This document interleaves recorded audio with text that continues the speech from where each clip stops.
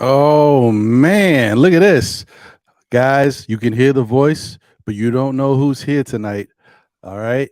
Let me get you prepared because he hasn't been here in a minute, but it's definitely a welcome sight to have him here with us again.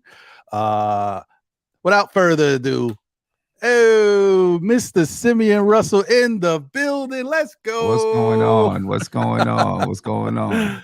What's happening? Oh, I didn't have this back in the Good, day man. when he was here. Oh, there he is. Yes. Yes. Nice to have Sim in the building, man. Man, love to be you, here, brother. Good to see you, brother. Here.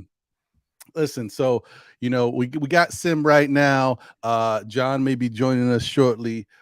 He's trying to get over here, but guys, listen, there's a lot of stuff going on in the NBA.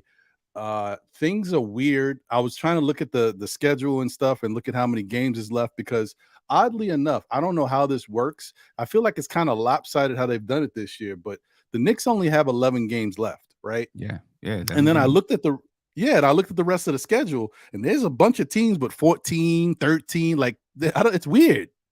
Right. But So maybe they some of those teams may be caught up. You figure the Knicks been off, they won't play again until Saturday, right? So maybe some of those teams catch up a little bit. Yeah. And that's why they got this weird break. I mean, it's a good break. It's a break well deserved for them. They need the health. So maybe this is where they're going to catch up. But I just thought that was interesting. But I'm sure the Knicks will take it. Yeah, I'd take it. Shoot, especially with Jalen Brunson being out, with a sprained ankle. You need to get, as much time, as much rest for him without the team playing as possible. So, agreed.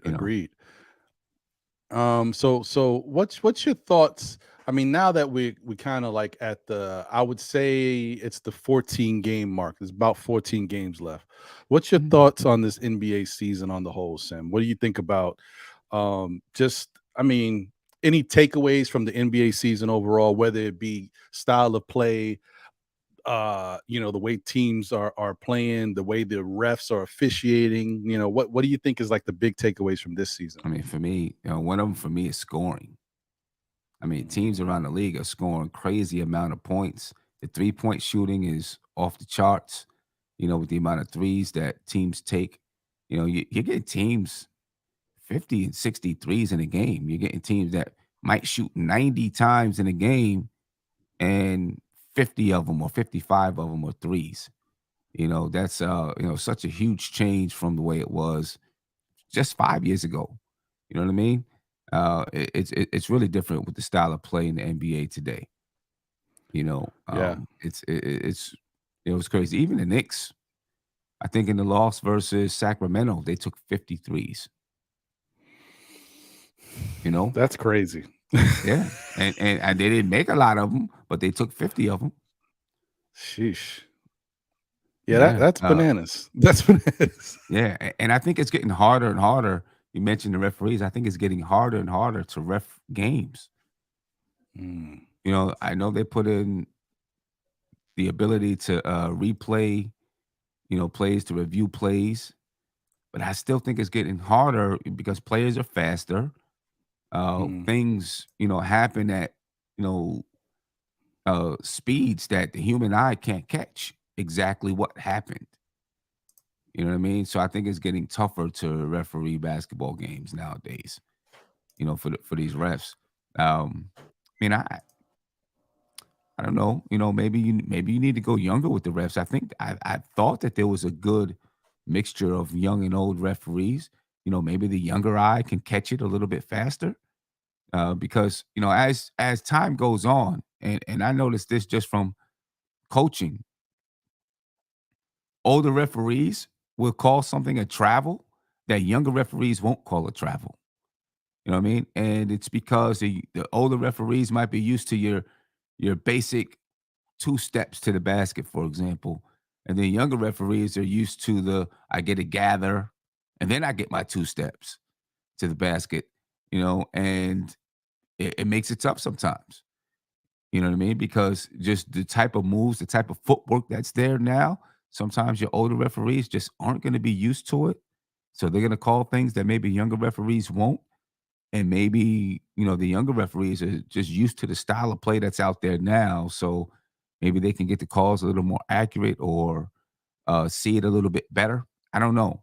But I know it's a lot tougher to ref the game today, I think. I would never be a referee. I've had people ask me, and I'm like, no, I wouldn't ref. I wouldn't ref. You got the pressure of making the right call. You got the players yelling at you. You got the coaches yelling at you, and you got in the NBA, you got fans in the stands, but in high school and stuff like that, you got parents and all of that yelling at you, and they're all right up on top of you. I wouldn't ref. I hear that. Although it's funny that you say that because I didn't think about it, but you would make a good ref because you still, you still play, you can still run up and down the court. Yeah, you Right. can see you doing that. But I hear you, man. Yeah, A lot of pressure. That's a lot. it And is. It and is. do listen, the TV catches some of it, but these Hmm. refs be getting business, man, from the fans. Some of these players be coming out slick sometimes. Man. And the way in the NBA, the way that they're allowed to speak to the referees in other leagues, they're just not allowed to speak to the referees that way. Mm, The way that you see players blow up at refs and continuously, talk to them for 2 minutes straight or something, and continuously go, go, go. In other leagues, it's a tech. They're not going to put up with it. In the NBA, they put up with a lot more in the NBA. Maybe it's for TV purposes, you know what I mean? Because it is, could be. good TV, kind of like hockey with the fighting, right? It's Right. good TV when you see, someone upset with the refs and arguing with the refs a little bit, so that could be part of the reason that they put up with a little bit more, That plus, makes sense. a lot of times it's your star players that are arguing with the refs. Then the NBA doesn't want to throw the NBA is built on stars. They make their money off of stars, so they really don't want to throw stars out of the game. So they're gonna get leeway. Yeah, I could see that. I mean, it's really weird because I mean personally, just for us, we see it. We've seen a lot of bad calls against the Knicks, but and I guess I was kind of in a bubble. I didn't realize how bad the refereeing was. I mean, like if you look at Twitter or Instagram, they're putting highlights up of how bad these refs have been. I mean, it's been bad. I know it's been really bad. It's I been couldn't bad. believe it. They called was it last week? I think it was last week. They called a technical foul because Jordan Poole bounced the ball to the ref and the ref didn't catch it. And he teed him up. Even the opposing bench was like, "Yo, what's going on?" Yeah, It's crazy.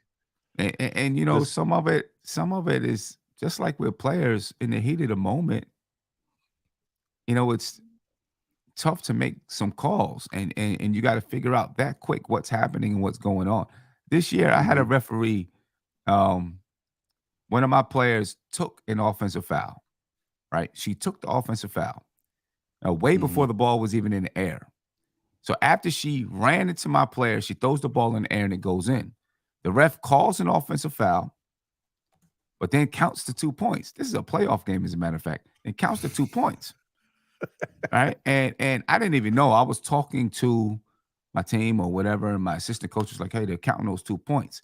So I had to call a timeout before they inbound the ball. I call a timeout before we inbound the ball. I call a timeout and I'm like, yo, how are you counting these 2 points? It was an offensive foul. He was like, I don't care what you say. Those 2 points count. I was like, what do you mean? I was like, it was an offensive foul. How are you counting those 2 points? It happened before she even shot the ball. Right. And then he said, okay, this is what we're gonna do. And he said, he said, take the 2 points off the board. It's an offensive foul and it's white ball. And I didn't say anything to him because we got the call our way. But I'm thinking to Mm-hmm. myself, you act like you're doing me a favor by getting the call correct. Like, what are you doing? And then he's like, and you're getting the timeout. I'm like, whatever. Okay. Wow. Okay. Okay. Hey man, listen, these refs is on one. Well, listen, Yeah. and you know what's going to have to happen is the NBA has to do a better job at policing the refs, holding them accountable for their actions, and I know that's a bigger thing because it's not like an individual thing. You got to take that up with whatever the ref association is, but like that they got to do something. I mean, sometimes it's just got to be black and white. Like, Yeah. put some stipulations on reffing. Yeah. It has to be within certain guidelines, and these things have to make sense, or the ref could get fined, or the ref could be, this could happen to the refs, something, Right. because refs don't make what NBA players make. So when you affect their livelihood, it hurts. Yeah. It So hurts. yeah, it's got to be Uh, something within reason, but they need something. Did you see, and this is real quick, this is getting off the subject, but there was a baseball game and it's floating around everywhere. I know not a lot of people care about baseball, but apparently the game was about to be over. It was the last batter was up. It was 2 outs. The pitcher threw the ball and it was low. And the batter, a young guy, got really upset. He was very demonstrative in his actions, mm-hmm. because it was a ball. And and the umpire obviously didn't like it. So the next pitch, this pitcher threw a ball so far off the plate that you couldn't even imagine it being a strike. And he not only did he call it a strike, he gave him 3 strikes on that pitch and called the game. What? It was crazy. It What? was so crazy that even the opposing team was looking at it like they were laughing. The catcher for the opposing team grabbed the player to hold him back because, like, he looked, I know, I get it. Let's just walk away. Now, eventually, what happened is found out a couple days later they fired that umpire. So that's what happens. Okay. Okay. Crazy. Okay. Yeah, Yeah. that was Yeah. wild, bro. Sports in general is bugged out. There was and I guess we'll get back to the NBA after this, but there was this lady in a, I guess, middle school game, basketball game, an assistant coach who, this was in Virginia. Yes, I think it was in Virginia. One of her star players couldn't make it. So she dressed as her star player and played in the game. Like, what? Sports is crazy. People are bugged out.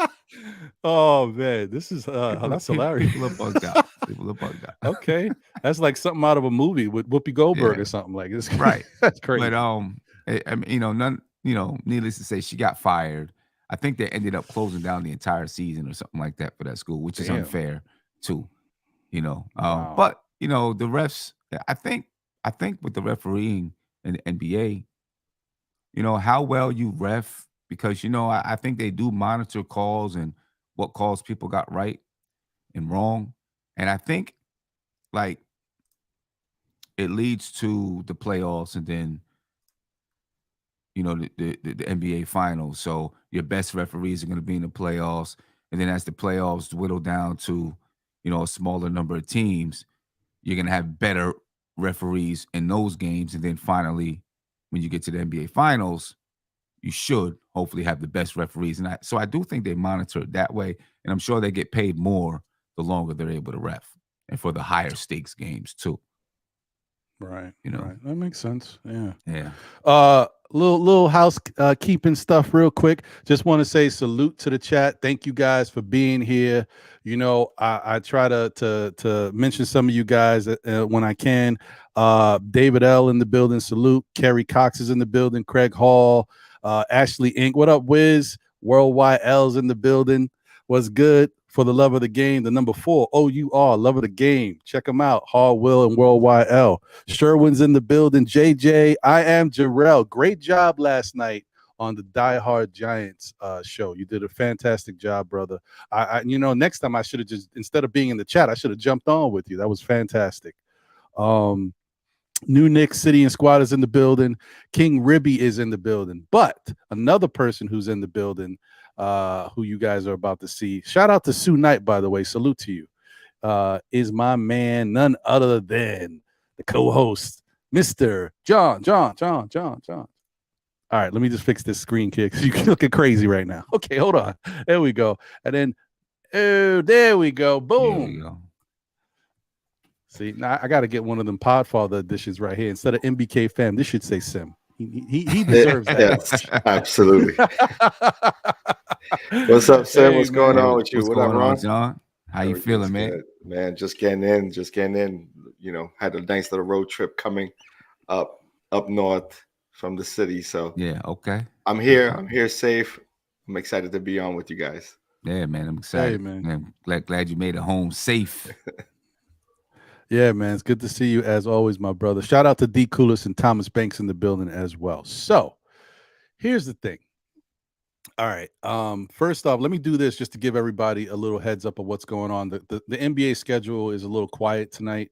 I think there's only 5 games going on, if I'm not mistaken. Yeah, that's correct. So just so you guys have an idea, tonight the Denver Nuggets are playing the Detroit Pistons. It's 86-82 Denver. It looks like they're wrapping up the third quarter, 57 seconds left. Um, and of course, Jokic is killing. He's got 26, 6 and 6. The third quarter's not over yet. Uh, oh, let me see. All right, my bad. You guys can't hear that, but I'm looking at these scores. And sometimes these sites like ESPN, they having these little pop up videos, and it's Yeah, in my ear. Like I'm like, what's going on? yeah, uh, Sacramento Kings are playing the Brooklyn Nets. They're at halftime. The Kings are up 54-41. Ooh, man, okay. yeah. And of course Uh, that impacts the Knicks, right? yes, yes. And I'm happy. Yeah, keep doing what you're doing, Sacramento. Um, then you got the Toronto Raptors playing the Oklahoma City Thunder. They're up, Toronto's up 64-59. They're just starting the third quarter now. You got the Indiana Pacers playing the Milwaukee Bucks. The Bucks are up 44-40, 7 minutes and 58 seconds left in the second.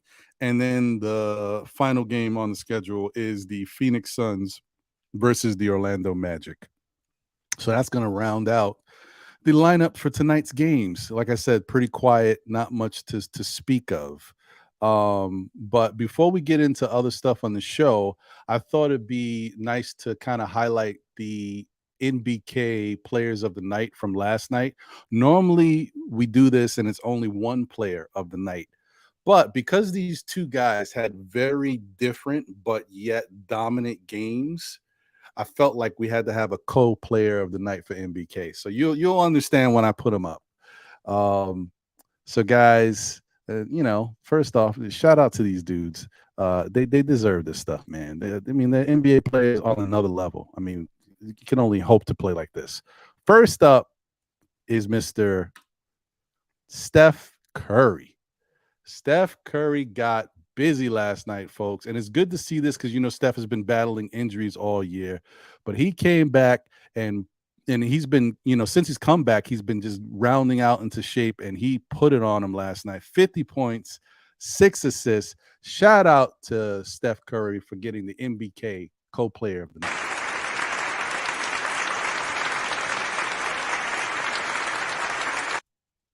Yes, sir. Okay, Steph. Now, not to be outdone, and this is why you can see there's two co-players of the night because the other player just had a great all-around game, and he can't be shortchanged. You cannot deny his impact, and that's Mr. Joel Embiid, folks. 36 points, 18 rebounds, and 4 blocks. I mean, come on, Joel Embiid. What are they feeding you, my guy? Unbelievable.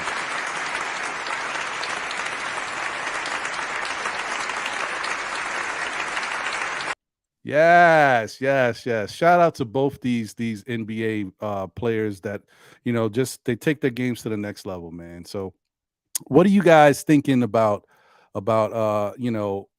the play of Steph Curry, after these injuries and finally kind of like getting back into the swing of things, man. They need him because the Warriors are looking kind of funky. Yeah. Sam, what do you think about what they got going on?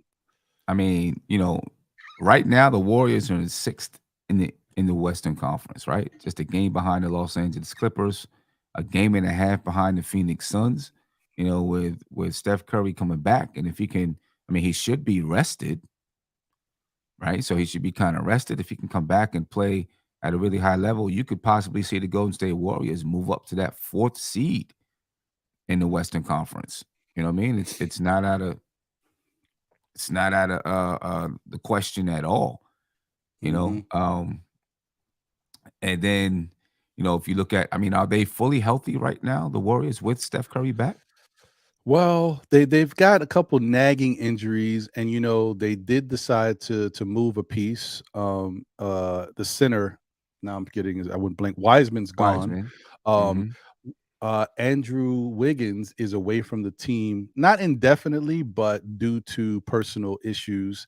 What those personal issues are, I don't know. There's Right? rumors out there, but it's crazy. So, um, yeah, I think the Wiseman thing is not obviously hurting them, but I think Wiggins being away from the team is a Is a big big factor. thing, and Yeah. Draymond Green is on league suspension. Yes, that's right. Forgot about the Draymond Green thing. Yeah, that's true. Yeah. That's an issue. Right. Listen, I mean, if obviously they need Steph Curry, they need Steph Curry out there. You know what I mean? With so many, players that's not available to them. But if they can get their team back at the right time, you know, uh, they would have. They probably have to build a little bit of chemistry, but it's a team that can be dangerous. They can get their guys back at the right time. And Wiseman, it doesn't really hurt him because he wasn't playing much. Yeah, correct. So it doesn't really hurt them, but they can get their team back. Um, they can be a threat out there in the Western Conference. Uh, what are you thinking, Yeah. John? How you feel about this Warriors current team? I'm gonna have to agree because I mean the crazy part is that everybody in the West is super close, right? Hmm. All the way down to 12, right? Or 11. When Right. you look at the standings, everyone's like a game, 2 games out from each other. And so sort of like any team could go on a run and be right in the mix.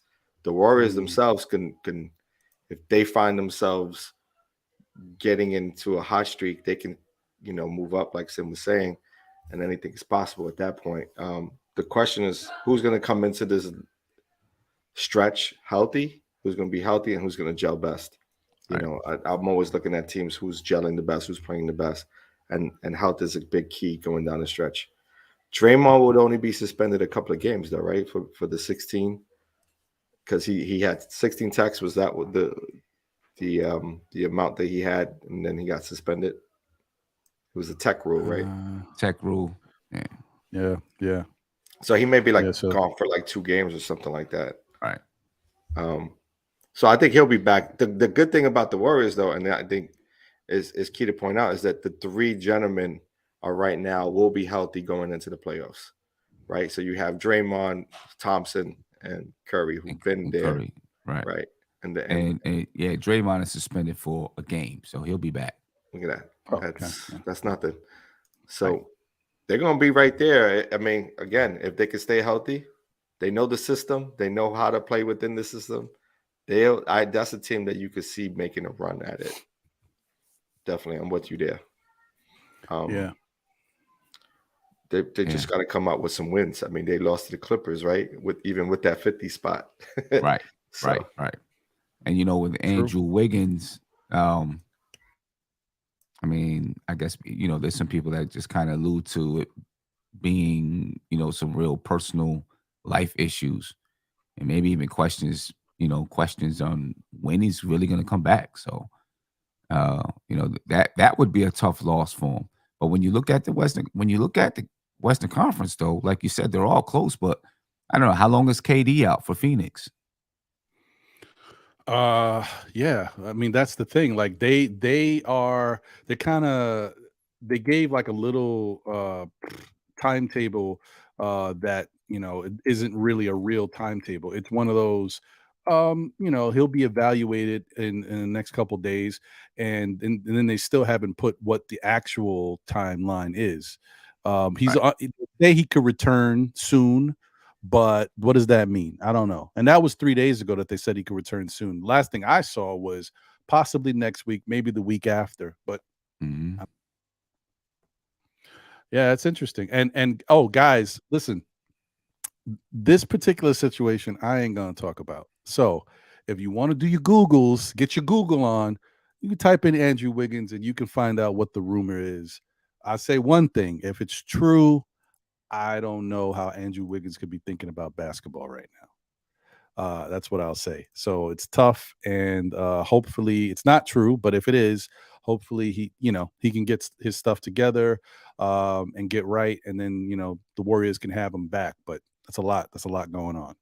Yeah. So, And guys, then go ahead. What oh, were you gonna say? Something? and then I was gonna say also in the Western Conference, John Morant is out for a little while with Memphis.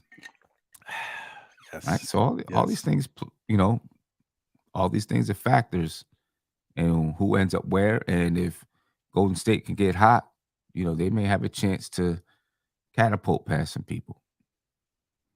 Yeah. Yeah, Very that's true. true. I'm actually surprised by the way the Grizzlies have been playing. They've been competitive, highly competitive, even without Ja Right. on the team. So I'm surprised by their play. Um, Well, I don't know. I'm not that surprised, only because of what we saw last year. Remember, Ja was out for a stretch of games, and the Grizzlies that's had a true. better record without Ja. Like Yeah, as no, far that's as a good playing point. well without him. So Yeah, that I team forgot is about built. that. They got a lot of fight in them over there. So yeah, they're well, and they're also kind of dirty. So it looks like now that team is starting to really take cue from Dylan Brooks over there. Like he was normally the dirty one. Now I think yesterday or the day before, I think it was yesterday. Could have been the day before. Desmond Bain had a cheap shot in the groin of a player, and now they're saying he's dirty too. Like they're getting tough over there. I don't know what's going on. It's kind of old school like '90s basketball going on in Memphis.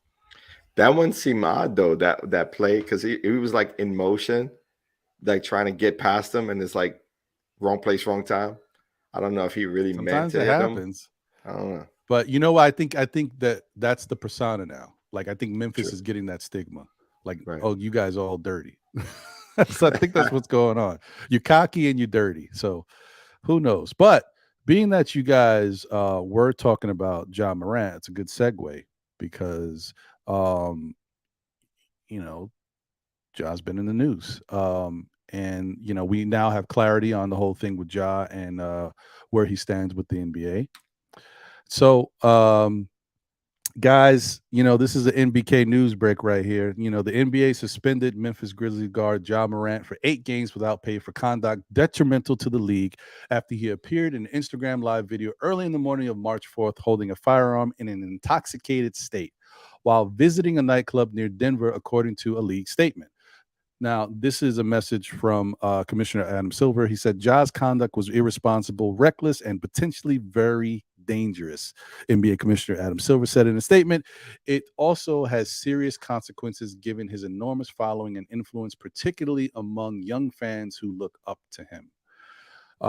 So yeah, Ja's been going through a lot lately and really trying to find himself because he looks like he's a little lost out there. I don't know. It could be substance abuse, not abuse, but being around substances, being around maybe the wrong crowd, letting him kind of have a little too much fun out there. But yeah, it's tough because they're grooming this guy to be the like one of the faces of the NBA. Right. And it's I Right. don't even know if I don't even know if they want it. Like I don't know if they necessarily select who they want to be the faces of the NBA. Sometimes some of these guys just play and they're so charismatic that that's it. You can't deny it. Like people love Ja. So yeah, it's just it's a wild thing. What are you thinking about what's going on with Ja, Sim? It like you said, it is wild. And it's like so many incidents, reported and alleged incidents in a matter of a year, I guess. that these things supposedly happened, and it just makes you wonder. It just makes you wonder what's going on, or were these things already there and they just hadn't leaked yet? It hadn't gotten out. You know, his behavior hadn't gotten out yet. Was there something else happening, and he's, um, you know, um, um, I don't know, I don't know. Is there something else happening, and he's, I don't want to say a call for help, right? Because Mhm. there's plenty of ways. But sometimes with young people, if there's things going on in their lives and they don't have a way to express it, it comes out in a negative way. You know what I mean? Yeah. Who knows? But it's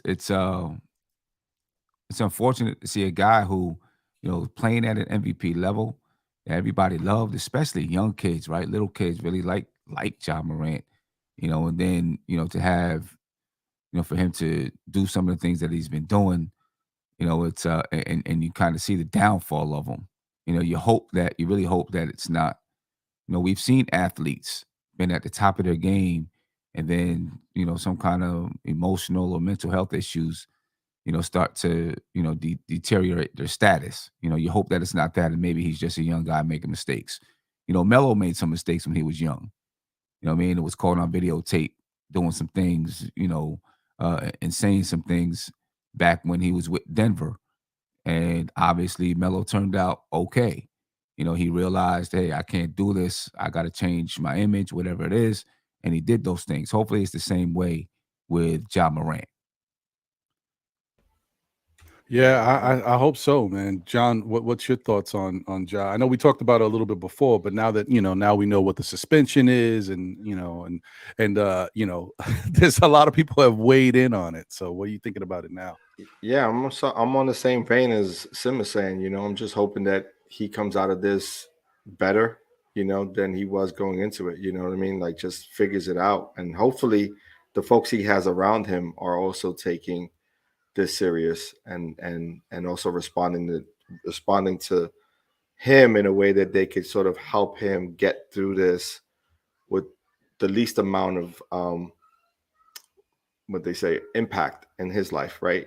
Like you want him to sort of feel the pain, feel the burn, but understand that listen, everyone's going to make mistakes. It's how you come off those mistakes and become better at decision making Yeah, as a grown up, right? right. And usually, like you said, like young kids, we all had that issue. I know I did. We Yeah, we have those everybody did. issues, and you got to get past it. And hopefully, you have some good guidance, right? Like, Right. and it usually starts with the family. Um, Exactly. And so especially if, you know, you're how old is he? 22 years old, right? Like yeah, 22 it's years old. 22, 22. And somewhere along the line, even at that age, you're still trying to, depending on where you might be from, you might still be trying to prove your realness, right? Prove that you're still, down with whoever. You know what I mean? And you're not, switching over to this glamorous life or being Hollywood or whatever they want to call it. You know what I'm saying? So, you might do some things to just kind of prove to certain people that no, I'm still that same guy. You know what I mean? Or whatever it is. And young people make those kind of mistakes all the time. It just so happens that, he's in the public spotlight. He's in the international spotlight. You know what I mean? But young people make those kind of mistakes and trying to, prove themselves, finding who they are. I think we forget about that in the NBA with so many of these players that are, coming to the league from the age of 18 on up, and they're still trying to figure out who they are as young men They're in the teenagers. league. Yeah, Yeah, they're, they're kids, man, they're kids. They're and we kids forget trying to about it, figure it out. Yep. right? And all of a sudden they're thrust into millions of dollars, Right. And influence. and And that influence, influence, because now right? they become the influencers and they don't understand how to handle that. Right. And their parents sometimes don't understand what's going on because they're seeing it from within. They're not really seeing it from the other side. And so they feel like, hey, we're making good money. He's helping Hmm. out. Everything's good. We get good tickets. We get good, Right. seats at the game. Right. We get, special treatment in restaurants and all of that. And so that also affects the parents, and the parents got to sort of separate themselves and become parents at the end of the Right. day, It right? does. Exactly. Exactly. And you can have a kid, and I'm not saying this is Ja because I don't know all of his background, but you can literally have a kid that's going from um, where his family is broke, dirt poor, to making millions in a matter of 2 years. From the time that kid is 18 years old, everyone's broke. And then by the time they're 19, they get a contract and they're in the NBA. Now you're rich. And you may not know how to act or what to do. And no one can really say how they're going to react until that happens to them. And coming from the background of some of, these players, their parents may not have it all together. And you don't know how the money is going to influence them and how they're going to react and what they're going to become once this money comes into the family. So there's a lot of factors in there when you're talking about these young men. Um, a lot of factors from going from broke to making $200 million a year. I mean, not a year, but $200 million over your contract. And a lot of these young men also have people on payroll. Yeah. You know what Yep. I mean? Which also is a problem, right? Like if you're just building within your structure and you're putting people on your payroll who are part of your family, now everyone is relying on you. And so they're not going to question your actions because you're their boss, right? And Right. so that becomes a situation as well. I remember there was a story, and I forget who it was, but it was a young kid. He wasn't even making crazy money. He was making like the league's minimum, and he had people on his payroll. It's like, how? How is that even Right. possible? And But they make these decisions because they're yeah, children. They don't know. This wasn't exactly. a Antoine Walker story, was it? I don't remember who No, it I'm was. just joking because I I know he you know, blew through so much money in his Yeah. NBA career. So but there are a lot of them. There are a lot of them. There are A a lot lot of of them them. who people don't even know about, who Right. weren't in the Exactly. limelight, right? And they had Exactly. like 2, 3 years in the league, and no one knows that they just were in the league, and then they Right. blew 100 grand here, just making poor decisions. Poor decisions. And yeah, yeah, you know what I mean? And this is one of the reasons why having good vets, strong vets are important for a team.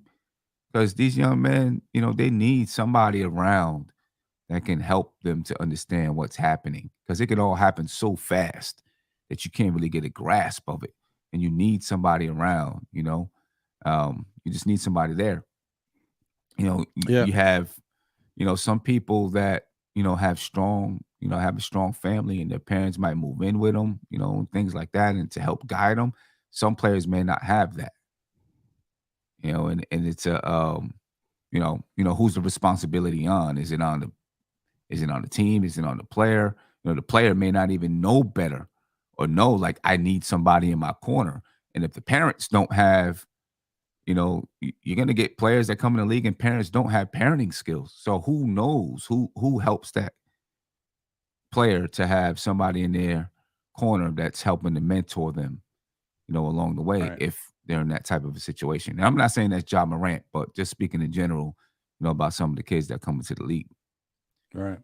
Um, and let me say this before we move on to other stuff. Uh, hmm.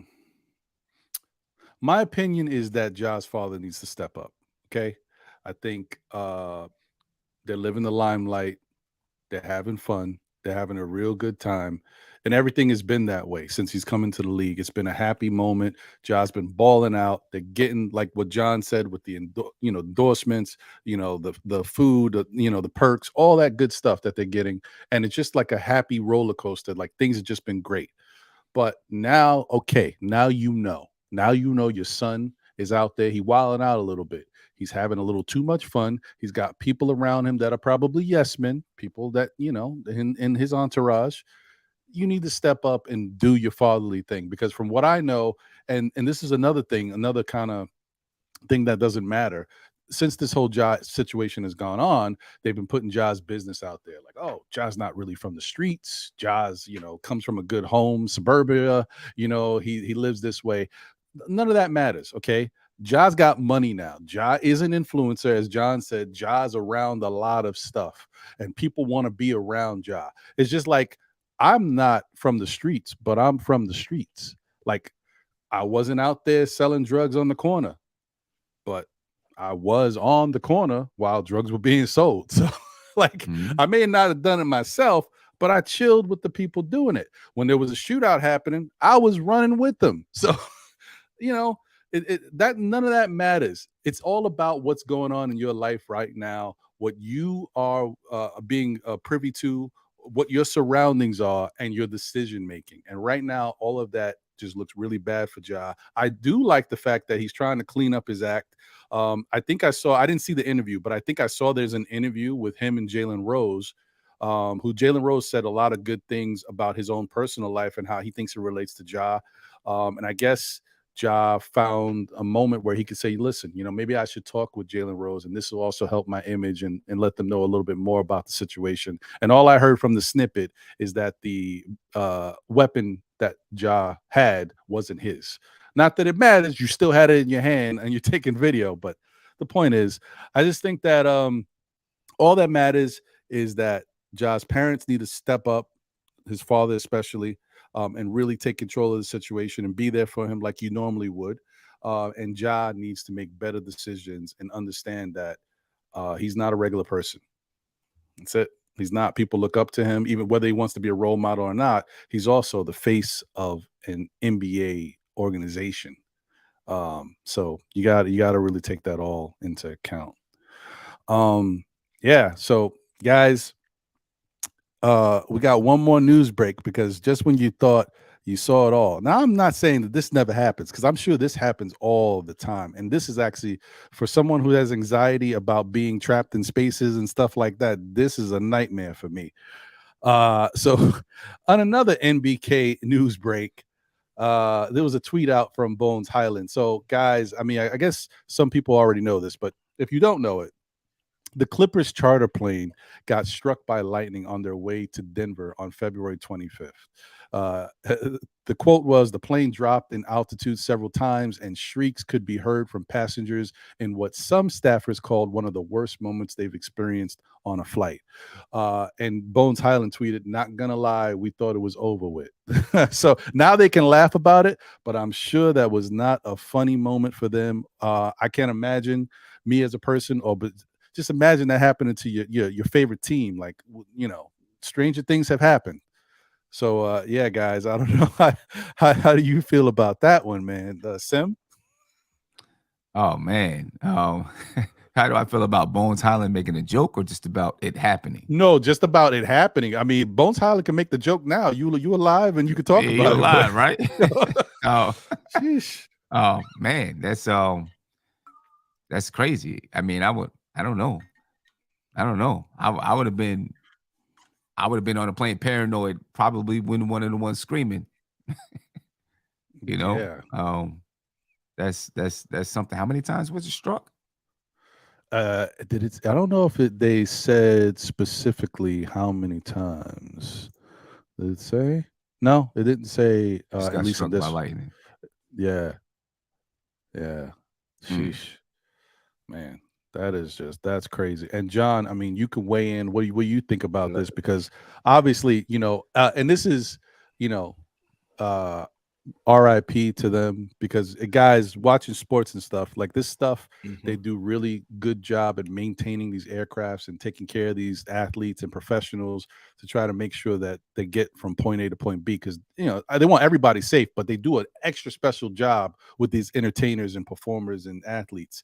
But John would know. I mean, as being a Yankee fan, you remember tragedy in the No, yeah, past with the we Yankees, Thurman witnessed them. Munson. Yeah, Yeah. we witnessed them. Also, Roberto Clemente is a big. I'm a big fan of his as well. He Mhm. also Hmm. passed on a flight. But it's. I mean, sports are no strangers to tragedy of this nature. I also went to school for aeronautics, so you know I know a little bit about it, and I don't want to scare nobody, but these things tend to happen on air flights. Most flights don't leave the ground with four engines running and land with two.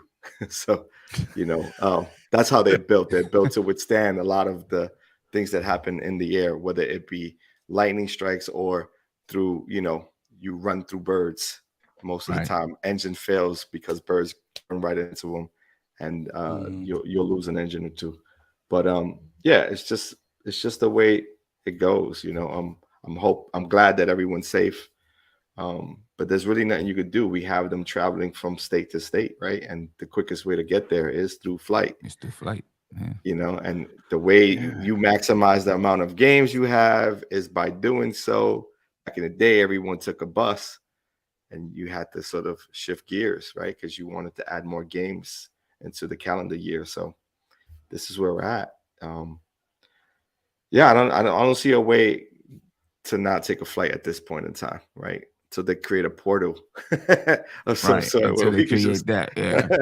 because we're gonna Yeah. have drive, like driverless cars, well, autonomous cars at some point. But Yeah. I mean, we'll the see. only, the thing that they've done already, I guess, is, you only play teams on the East Coast or West Coast twice a year, right? Right. I guess that helps to cut down on travel. Um, when they do go onto a West Coast, you don't go to the West Coast for just one game or go to the East Coast for just one game.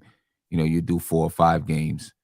And it seems like they try to build the schedule so that, you're within a region, you know what I'm saying? And so you're hitting different cities within that region. So that should take down on some travel. So I think they try to build the schedule in a way that, promotes the less travel, but being that you're going from city to city, you're going to travel and you're going to take flights. Yeah. You know what I mean? And you're gonna be on some scary flights from time to time. It's Right. inevitable. Yeah. Especially, I mean, can you imagine how many flights LeBron has been on? He's almost 20 years in the league, if not more, right? Right. So Right. he's probably witnessed himself some stuff over And, that and, amount of and time. and you're going to have people, I mean, I guess like Kobe, who take a flight every day. I didn't even think about that. You're right. You You're know, right. you know, that's Just to that's be there crazy. with their families. Yeah. Exactly.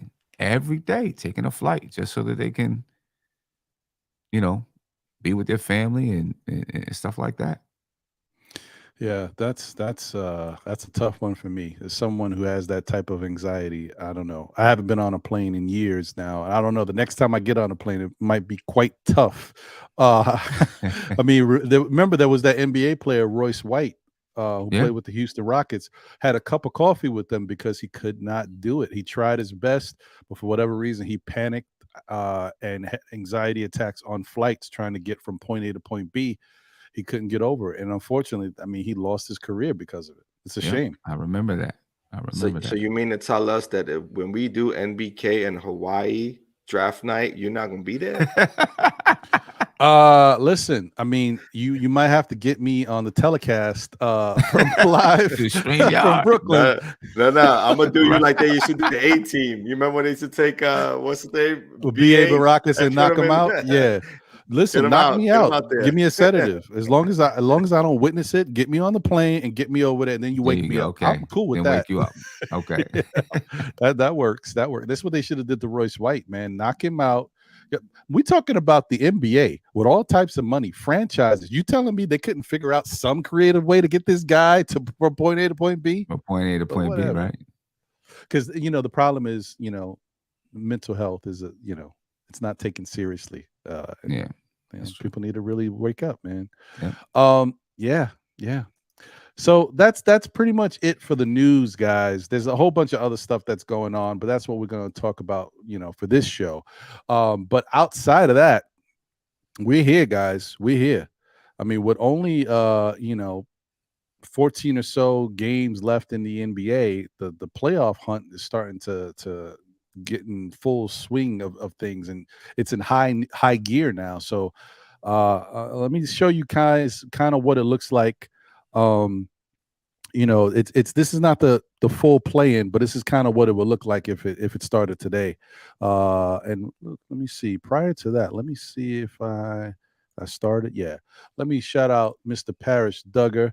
Thank you for the generous super chat. He said, "Salute Ron and Knicks family and panel." Appreciate you, Parrish. Thank you as always, my brother. So yeah, this is what it looks like, guys. I know this is kind of small, but this is how it is. Try to make it as big as possible, but go by the logos. Go by the logos. Uh, Right. um, as you can see, uh, in the East, Milwaukee is the number one seed right now, behind such incredible hot play.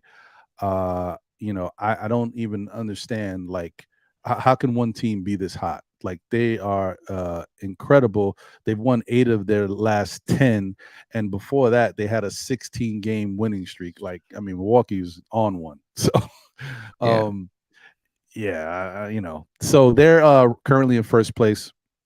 Then you got Boston in second. All right. You got Philadelphia in third. Philadelphia's been on their own little hot streak. I think they've won 6 in a row, if I'm 6 not in a row. mistaken. Yep. Then you got Cleveland in fourth with 44-28 record.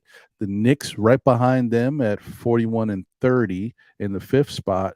Brooklyn is at 39-30, but they are losing tonight, so we'll see what happens with them. And then you've got the cast of characters who could be in the play-in tournament if it was to start today, and that's Miami would play my Atlanta. That's so weird. Miami in the play-in. It's so weird. Mhm. And then in the other bracket, it would be Toronto in the play-in versus Washington. Man, Yeah. how the East has changed, guys. Right. Right. It's crazy. It's crazy. And on the West side, you got Denver in the number one spot. I feel like we were talking about Denver not too long ago, and Denver got off to a great start and they were killing it. And then they kind of flatlined. Yep. Now all of a sudden, Denver's right back at the top. It's crazy.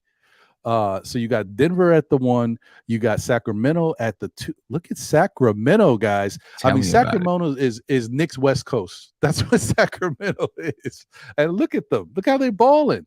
Then you've got Memphis at the three.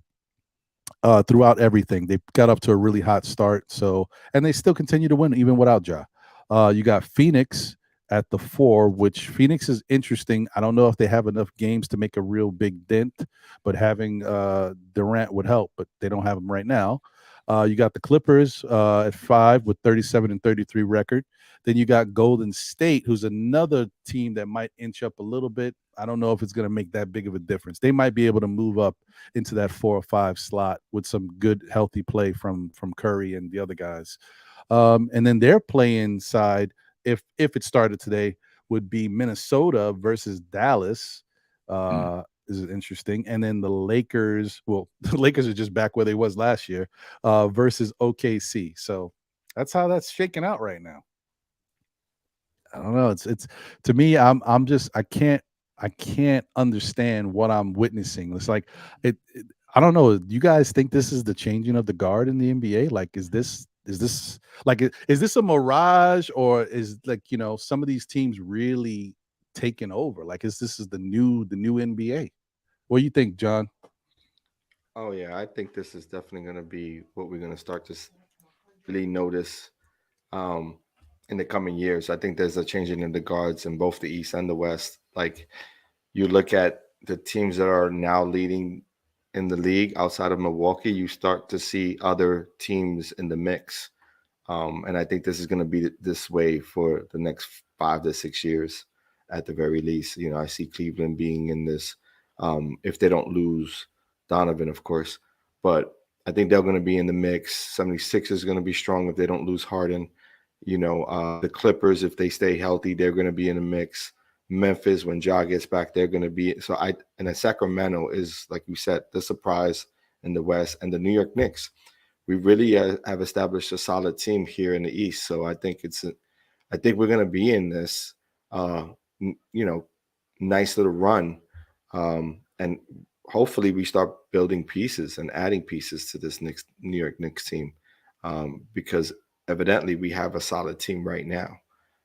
Now we just got to learn how to keep being consistent and keep winning and being here every year in and year out. Right. Right. I definitely think there's a changing in the guard. You know what I mean? When you look at the stars of yesterday, I guess, Kevin Durant, he can't stay healthy. You know, um, he's breaking his own ankles in warm ups.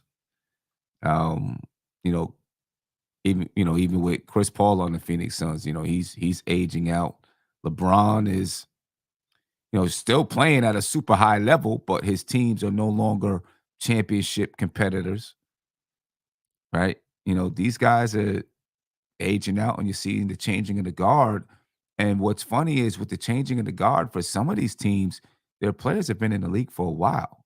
I mean, when you look at the Sacramento Kings, Domantas Sabonis, De'Aaron Fox, these guys have been in the league.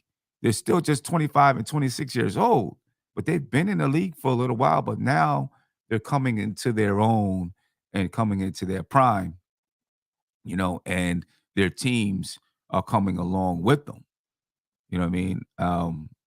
So, when you look around the league and you see some of these teams that have really, really young players, you might expect in a couple of years, if they're able to keep them, that they'll start to get better and be able to compete. I mean, the Sacramento Kings, though, I think they're probably the biggest surprise in the league. I didn't expect them to be second best in the Western Conference, at all. And, they play good basketball too. They're Yeah. real, they're a real competitive team out there in the West. Um, so yeah, all the old names that you heard of, the Russell Westbrooks, you see where Russell Westbrook is now. Kawhi Leonard and Paul George, I don't think people fear them on the Clippers. They're good, but I don't think anybody fears them. Um, there's definitely a change. I think there's a change, and we're witnessing it happen slowly as to who, are going to be the top teams in the league for the next few years. Not to mention this new group of teams or new group of draft picks that are coming in are so highly touted Right. that if they have the impact that they're projected to have, you can see a whole shift in paradigm, right? Like if Wembanyama is what is listed to be, can you imagine if he's any glimpse of that, how he takes over the NBA at 7? What is he, 7? He's 7 ridiculous, basically. 7'6", I think. I think he's 7'5" or 7'6", 7 ridiculous. Yeah, it's crazy. Yeah. And you know what I mean? Like that, with that size, he doesn't have to jump to dunk. It's like it's a whole new ball game, right? It's a whole new vision of how you play the game. And then there's going to be some player come out of nowhere who's going to do what Curry did and shift the game, change it, completely. And we may be looking at a whole different style of play, that we aren't accustomed to. Right. That's true. Yeah. And shout out to go ahead. Oh, I was gonna say, and you know what else is shocking to me are teams like, I guess it is shocking, like Dallas and Minnesota. Dallas, Minnesota, Miami, Chicago, right? Those were teams that, Minnesota, they made those moves and they expected that they were taking themselves to another level of play. It hasn't worked, right? Mm-hmm. And then now Dallas with the bringing in Kyrie, so far that hasn't worked, And then you look at the Miami Heat, like you said, they're in the play-in. The Chicago Bulls, they're struggling to get into the play-in. The Bulls weren't always, they became as good as they were last year when they acquired DeMar DeRozan and Lonzo Ball, right? But people expected, hey, this is a good basketball team. They might be around for a little while. Now all of a sudden, you see where they are. Without Lonzo Ball there, they're struggling. Who knows if they're gonna, try to say, well, let's get Lonzo Ball back and see if we can do it again, or blow it up, because DeMar DeRozan is getting older. When you look at a team, because you can look at the Bulls, you see what the Knicks did 2 years ago, and then last year they didn't make the playoffs, right? But all the players are young, right? Your core was young. But the Bulls is a little different because DeMar DeRozan is aging. He's part of that core group, but he's aging. You know what I mean? And he's entering into his mid, getting close to his mid-30s now. So that's a group that you could see that be torn apart, and those players get dispersed throughout the league somewhere and make some other team really good. Right. That's true. That's a good point. Um, and shout out to the chat. Appreciate y'all. Yeah, this is that time of the show now where we can do a little Nick talk, and kind of see what's going on with our squad because Yeah, listen, I mean, look, if the NBA season ended right now, the Knicks had a good year. And that right. that is something we have to understand and respect, regardless of all the craziness that has happened this year, all the stuff that's happening right now. Um, the Knicks have had a good season, and that's a testament to the players playing well, really buying in to the system and what they need to do and executing. It's a testament to Tom Thibodeau, really what do you call that? Bogging down? No, I don't. There's another word I'm looking for, but just locking in on what he does and saying, "This is how I got to do it if I want to win." And now we know. I mean, it was it's speculation, but now we know. Apparently, it came out before that Tibbs was feeling like he was on the hot seat and he thought he might get fired. So I guess he said, "Listen, this is what's going to have to happen. Like, you're going Hmm. to get me out of here, then I'm going to go out the way I want to go out." So, Right. and look, he's turned everything around because of it, if that's the case. So, shout out to the Knicks for doing what they needed to do to get to this point, and turning the team around and making it something that's exciting to watch now. And also the addition of Josh Hart doesn't hurt. But that being said, guys, um, let me see. There's a couple things here. Someone said something that and shout out to Mr. Absolute Truth. If this is your first time here, welcome. Thank you for tuning in to the NBA report, and hopefully you subscribe to Nothing But Knicks, and still Knick fans if you have a chance. But he said, let me move this out the way. Oh, I thought that was gonna rise things up. It just covered Sim's face. I thought it's supposed to shift things up here. I don't know what happened. It did. I Okay. had changed it so it wouldn't shift because before Oh, now I can shift. oh There we yeah, go. I got you. See, Because the thing that's was up there. yeah. You know what I'm saying? This is Sim, man. This is the orchestrator. You know what he doing out here, man. So, Mr. Absolute Truth, thank you for being here. He said, Sims, the more Dallas keeps losing, the better pick we will get. Porzingis just keep on giving. I like it. I like it. Well, listen, I saw something. I don't want to be afraid because everything bad that can happen will happen. But I saw something that said that there is a chance that not that Dallas is going to lose like that, but if Dallas was to lose a lot of games down this stretch, they could wind up out of the play-in and into that Top lottery. 10. And Yeah, if they're in that top 10, we don't get that pick. So exactly. it turns into something different. So just keep that in mind, guys. We want them to lose, but don't lose too much. Right, not too much. Exactly. Yeah. Get it together, Dallas. Right. Don't lose too much. We want to, you know, I mean, just lose enough so that you can give the Knicks the 11th pick. Right. That That's it. works perfectly. Right. I love that. Yeah. That works great. So I gotta ask you guys, I think this is horrible timing. There's been some things that people have weighed in. I should have added it to the MBK news, but so they're making a big deal about other people who have no business talking about anything, but it's slow news right now. So Chandler Parsons came out and he weighed in on Mitchell Robinson. Hmm. And for those who may not know, Mitchell Robinson has he had his little cryptic tweet basically saying that he feels like he's out there running around for cardio, um, and not really contributing in the way he would like to contribute on the court. So as we've seen all the highlight videos of Mitch in the offseason stuff. He's always working on his offensive game. It doesn't look like he has a lot of offensive talent sometimes, but Hmm. nevertheless, he wants the opportunity to try because how else can you get better if you're not given an opportunity to showcase certain things? And there has been moments, we saw it last week, I think, when Mitch took the ball like by the 3-point line and got himself, he did a dribble and got himself to the basket and dunked easily. It looked good. It looked good. He's shown sometimes he can do that stuff. So Mitch is not happy. And I don't know, this whole thing is spiraling because then I saw something else where it could be fake news that apparently, I think it is fake news, that apparently Mitch would love to go to the Clippers in the off season. He would never say that.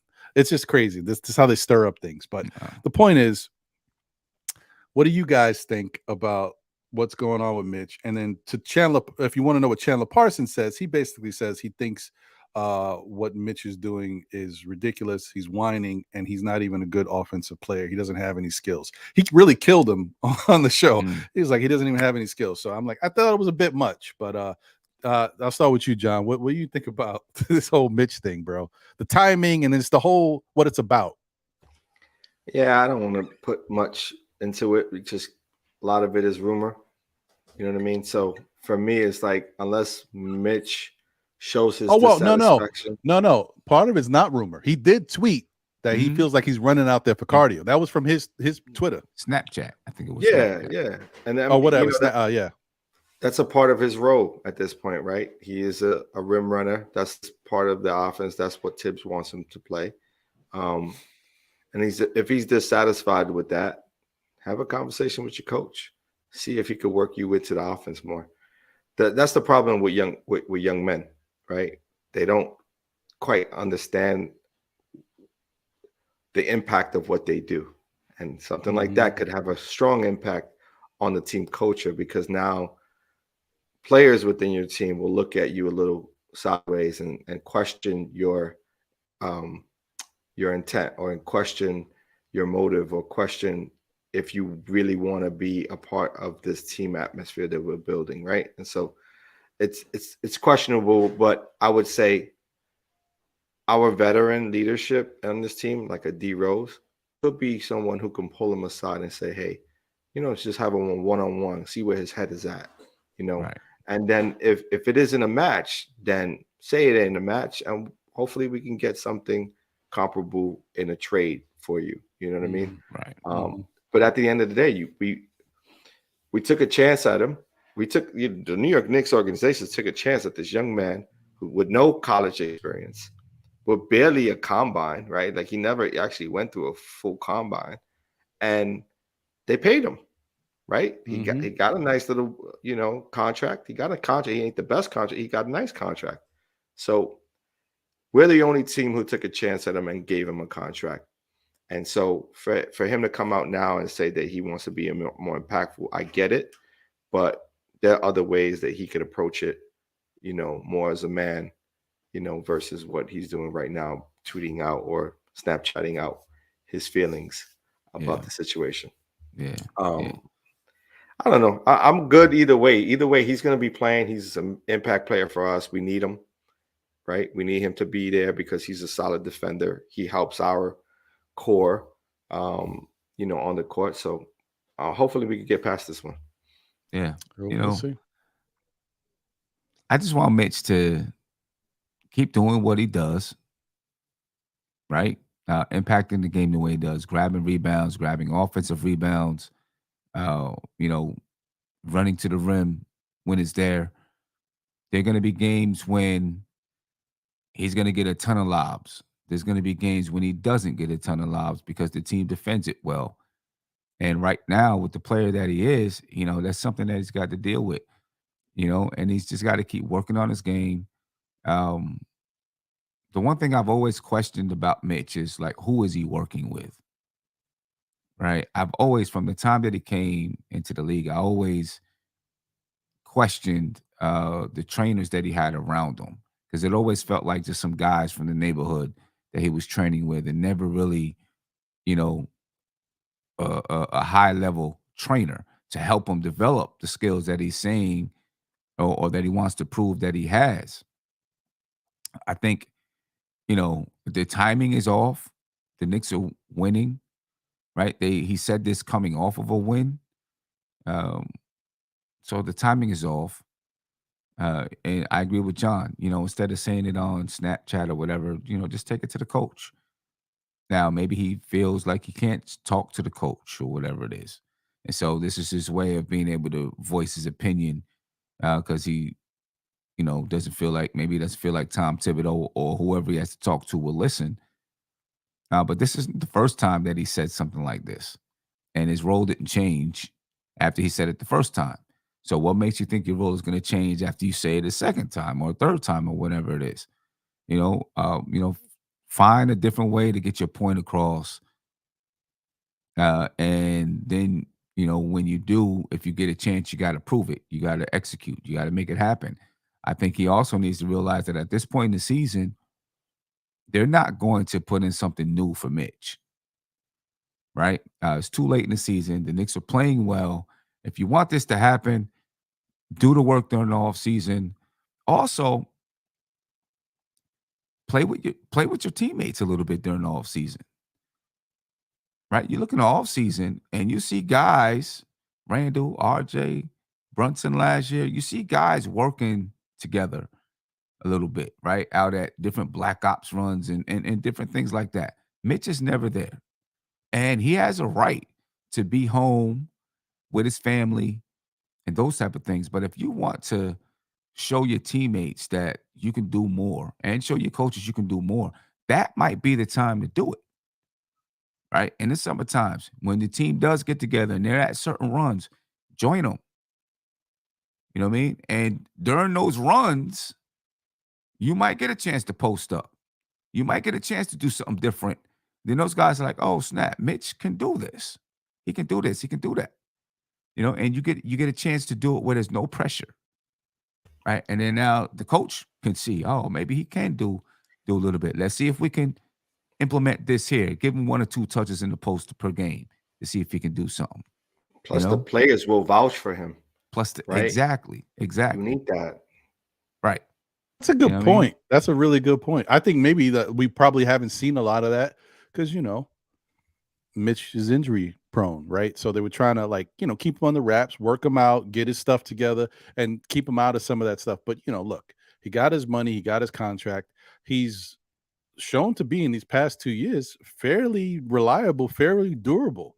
So at this point, I think, going into this offseason might be the time that he can get out there and kind of place in some of these pickup games and work on some things. Yeah, I agree with that. That's a good point. Yeah, he should definitely try to do that.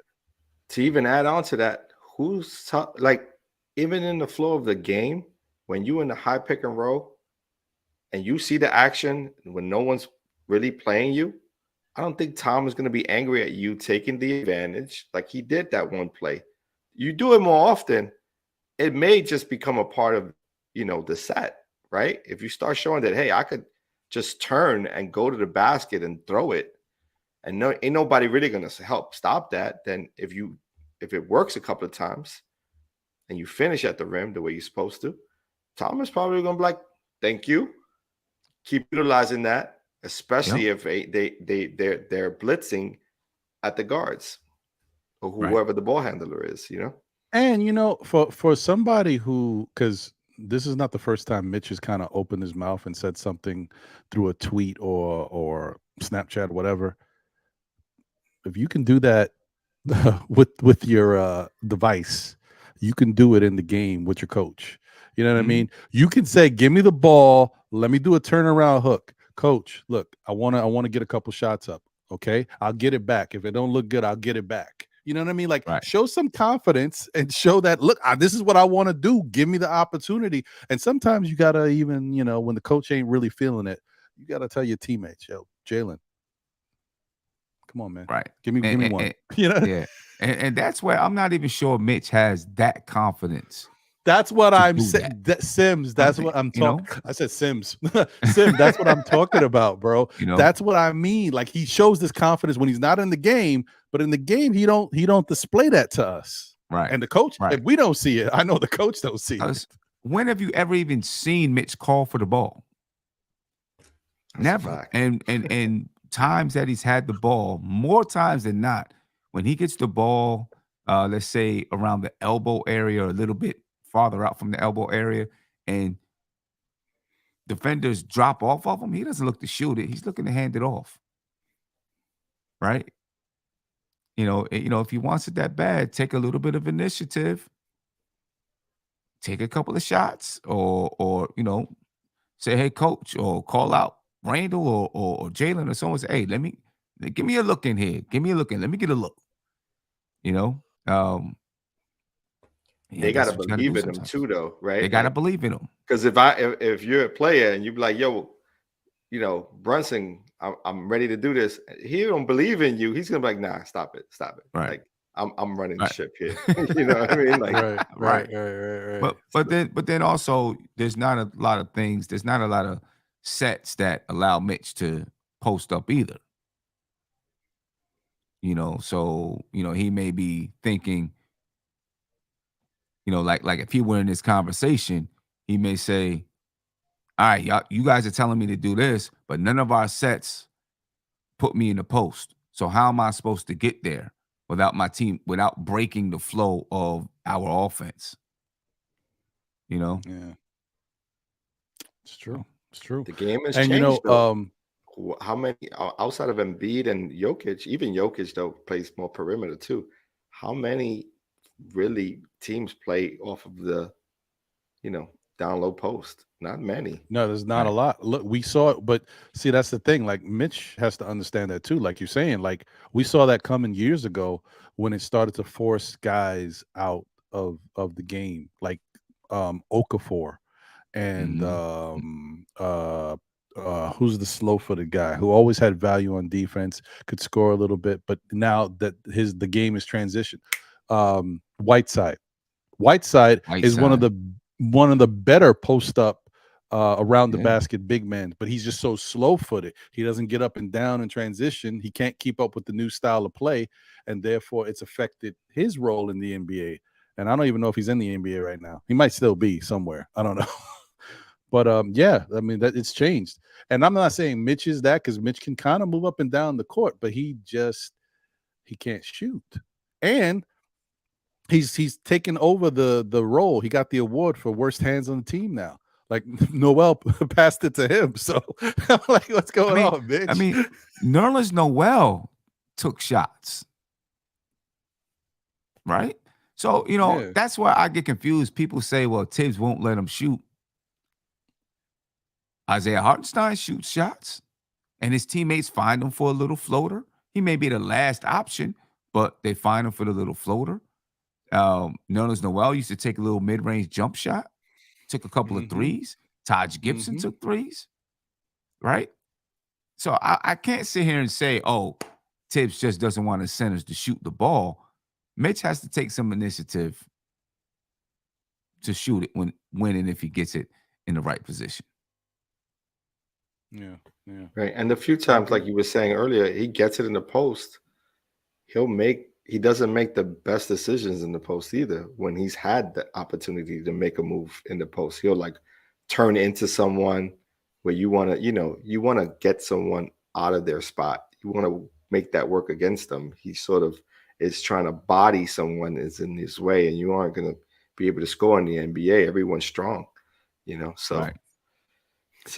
And the other thing is he hasn't shown the ability to do it consistently. So therefore his teammates aren't looking for him there. They're not setting him up properly. So sometimes Mitch gets the ball in an awkward position. He's got to make a move with something with it. He's not really set up nicely, but it's sometimes it's not his fault, but in the end, it's footwork. Yes. In the end, he has to get better down low if he wants to start being a part of the offensive game. That's just what it is. And we passed the point now. I don't even know why I'm responding to it, but I'm going to respond to it because I didn't see it before. Sherwin had put something out there. He said, Ron, have you never held a gun before? And I think you were trying to say to the point, like with the Ja Morant situation, how people are, kids are young and they do dumb things sometimes. We already talked about that. I think that's the case. We understand. We were all young once. I did stupid stuff. I don't necessarily did that, but I mean, I'm not saying I didn't do it, but I didn't do it being the face of the NBA and having $1 million contract and videotaping myself doing it. That's what I'm saying. Okay, that's all It I'm Right. was trying to get it at. was also a different time. We didn't have the There was a gadgets we have now. Yeah, it Yeah, was a different yeah. time. You didn't have I can't phones even. out, social media. Oh, just imagine if you had I social could. media back then. Oh Oh my man, goodness. Sheesh, you the talking kind of crazy? mistakes I would have made, bro. Like, Shh. Listen, I came up in Sheesh. stop and frisk. You can't be doing that stuff. Man, can imagine the kind of mistakes listen, I would have made. Sheesh. You know what I mean? Whatever. And yeah, and just and you know, carried the it is what world, it man. is, man. That's just crazy. But so there was a couple more things I wanted to get to before we got out of here. One is more of a prediction type question for you guys. Another thing is someone put in the chat that I thought was interesting, but I think I don't know how I feel about it. I know how I feel about it. I don't know how you guys feel about it. Callie M, shout out to you. Callie M said, Sack has a squad though. You guys think Kings coach should win coach of the year over Tibbs? My answer is yes. I think Tibbs has shown that he can do something special with his Knick team. And I think even though he's doing something special again with this Knick team, I mean, let's not forget what Sacramento was last year. And compared to what they were last year to what they are now, if it's a tie, I think it goes to Brown in Sacramento. Yeah. I I don't would know how you agree. guys feel about it. I would agree. Sacramento was 30-52 last year. 22 games below 500. The Knicks were what, 8 games below 500 last year, something like Mm-hmm. that. Yeah, about that. Mm-hmm. About that. And if during the season maybe you have less injuries to Rose or Rose plays more games, you might have been a 500 team. Not to mention Mitch. Not to exactly. You know what I'm saying? The Knicks could have been a 500 team last year. As many games that where the Knicks had 20-point leads and blew it. Things could have really went different for the Knicks last year. I'd have to go with Sacramento. In the way that their front office made a move that was controversial when they traded away Tyrese Halliburton, brought back Mm-hmm. DeMonte Sabonis. And then they surrounded Fox and DeMonte Sabonis with shooters. And now they got, a high octane offense. At least against the Knicks, their defense was good. Their defense was good. It hasn't ranked that high all season long, but their defense was really good against the Knicks. I would definitely go with Mike Brown over Tibbs. Not Yeah, that Tibbs didn't do a good job, but yeah. I'm Yeah. picking Mike Brown too. And like you Yeah. said, like there were certain players on that team that I didn't think played that kind of caliber. Like Herter is a solid defender. Mm-hmm. Like I didn't think he was that good, but within the scheme that they run, he's solid. He's solid. Yeah, and I would have to say Mike Brown, man. Yeah, I agree. And I think the other thing is, listen, Tibbs already got the award. All right, it's cool. We know he's been a good coach. He's got a really good record. Mike Brown's never And won it with Cleveland. Really? no, I don't think he did. I don't think he did. Uh, Yeah, I don't think he did. Tibbs has won it twice, Yeah, I mean that's right? With Chicago, with the Knicks.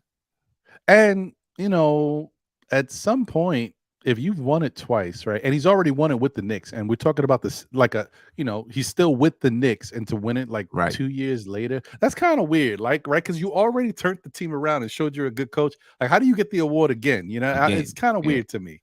Yeah, I Right. don't know. And And unless you and the did other something like amazing, like they were 0-20 and then they turned it around. Right. Or, another way, I was just thinking that he could have solidified it if he was really in the running for it. Remember, the Knicks had a really bad start to this season. The Knicks are 41 and what is it? 30 41 and 30. 41 and 30. Yeah. Imagine if the Knicks had played before they went on that 8-game win streak the first time. Well, Right. no, the next one was a 9-game. When they went on that 8-game winning streak, imagine if they had played like that earlier in the season. Yeah. This might be a 50-win team, maybe 50 plus, if this was the way they were playing all year long. Right. Then I think you could say, okay, nah, this is incredible. Like Tibbs took them to another level this year. Then I could Yeah. see maybe Then you he can see gets it. the award, but yeah, I Right. don't see it right now. And so the other thing I wanted to ask you guys is now that we know the Knicks are 41-30, there's 11 games left. What is the realistic number you think the Knicks can hit in 11 games? How many wins do you think they can get out of these 11 games? John? John hates this. Is why I'm going to him first. Yeah, I really do, because I had them pegged for 42, and I think they're gonna beat that, which I'm happy You about. think so, John? You think so? Yeah, yeah. I'm not going 50 burger. I'm really staying away Nah, from that that's because at tough. this That's point, it's tough. gonna be the hardest thing to accomplish. But I would say if they could get to 45 wins, 46 possibly, I would say that would be more realistic.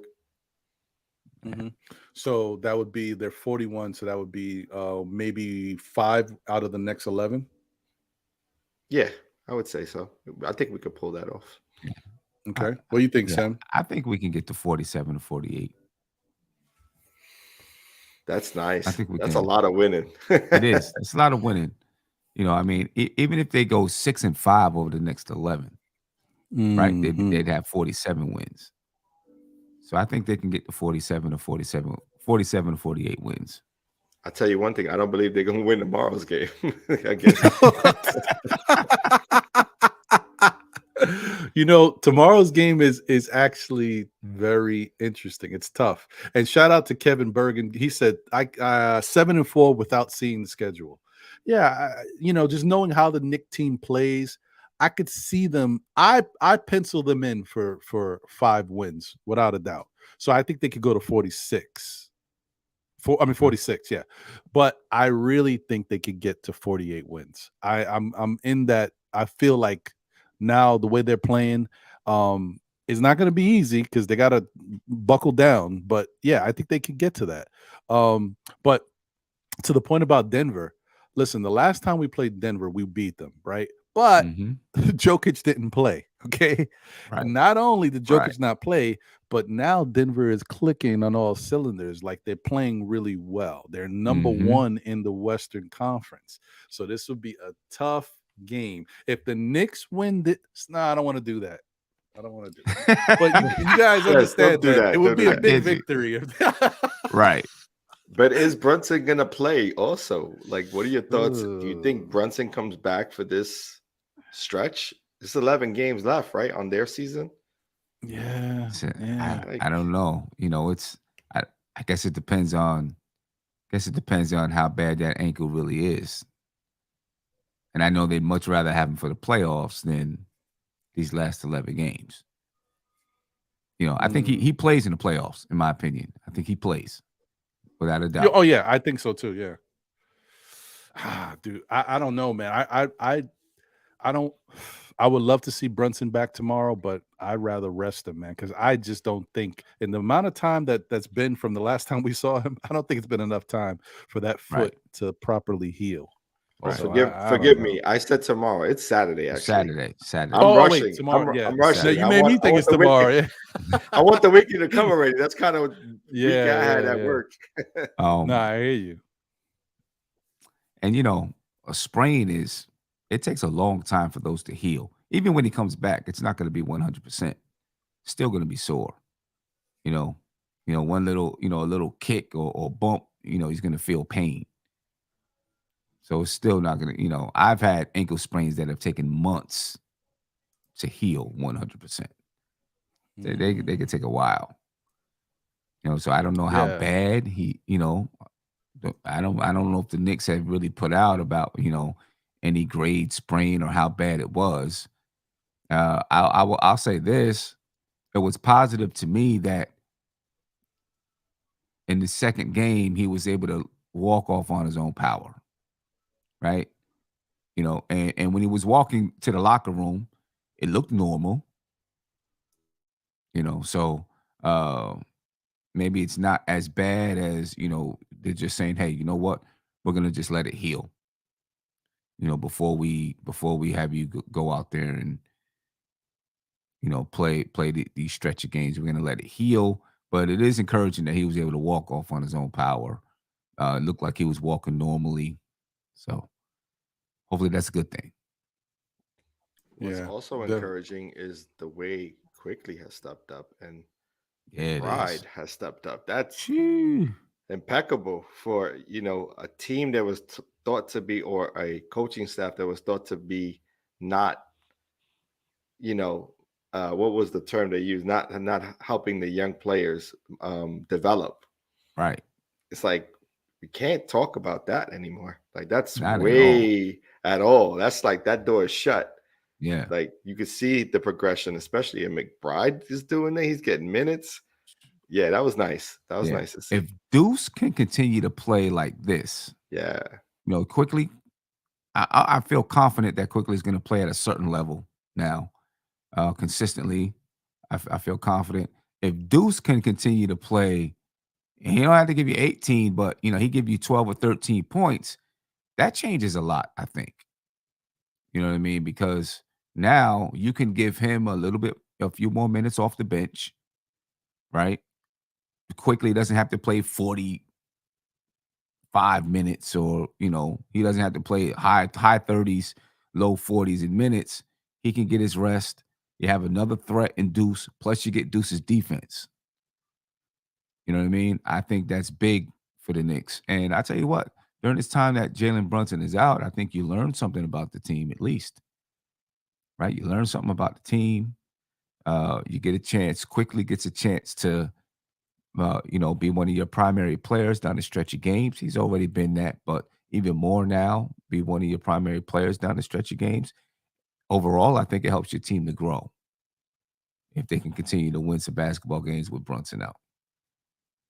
Yeah, that's 100% right there. Plus the front office. When we go into draft, we know what we're looking for. Right. We're trading all assets. We're going down the block. We're going to find these unwritten rules Yeah. around drafting, and we're going to find these You know. players that are, far inside of the 20th spot, second rounders who are going to be valuable players for this Knicks Mhm. squad. So we ain't even got to worry about it. Like, look at this. We just gathering assets. I don't even know what the Knicks are going to be looking to get in the draft. Exactly. What can Because they look for, right? At this right, point. because if you're looking for a player that gets you over the top, you're not finding it in the draft. Right. Right? If you're looking for a player to turn you into a contender, I'll say most likely you're not finding it in the draft. Most likely. So I don't even know what they're looking to get.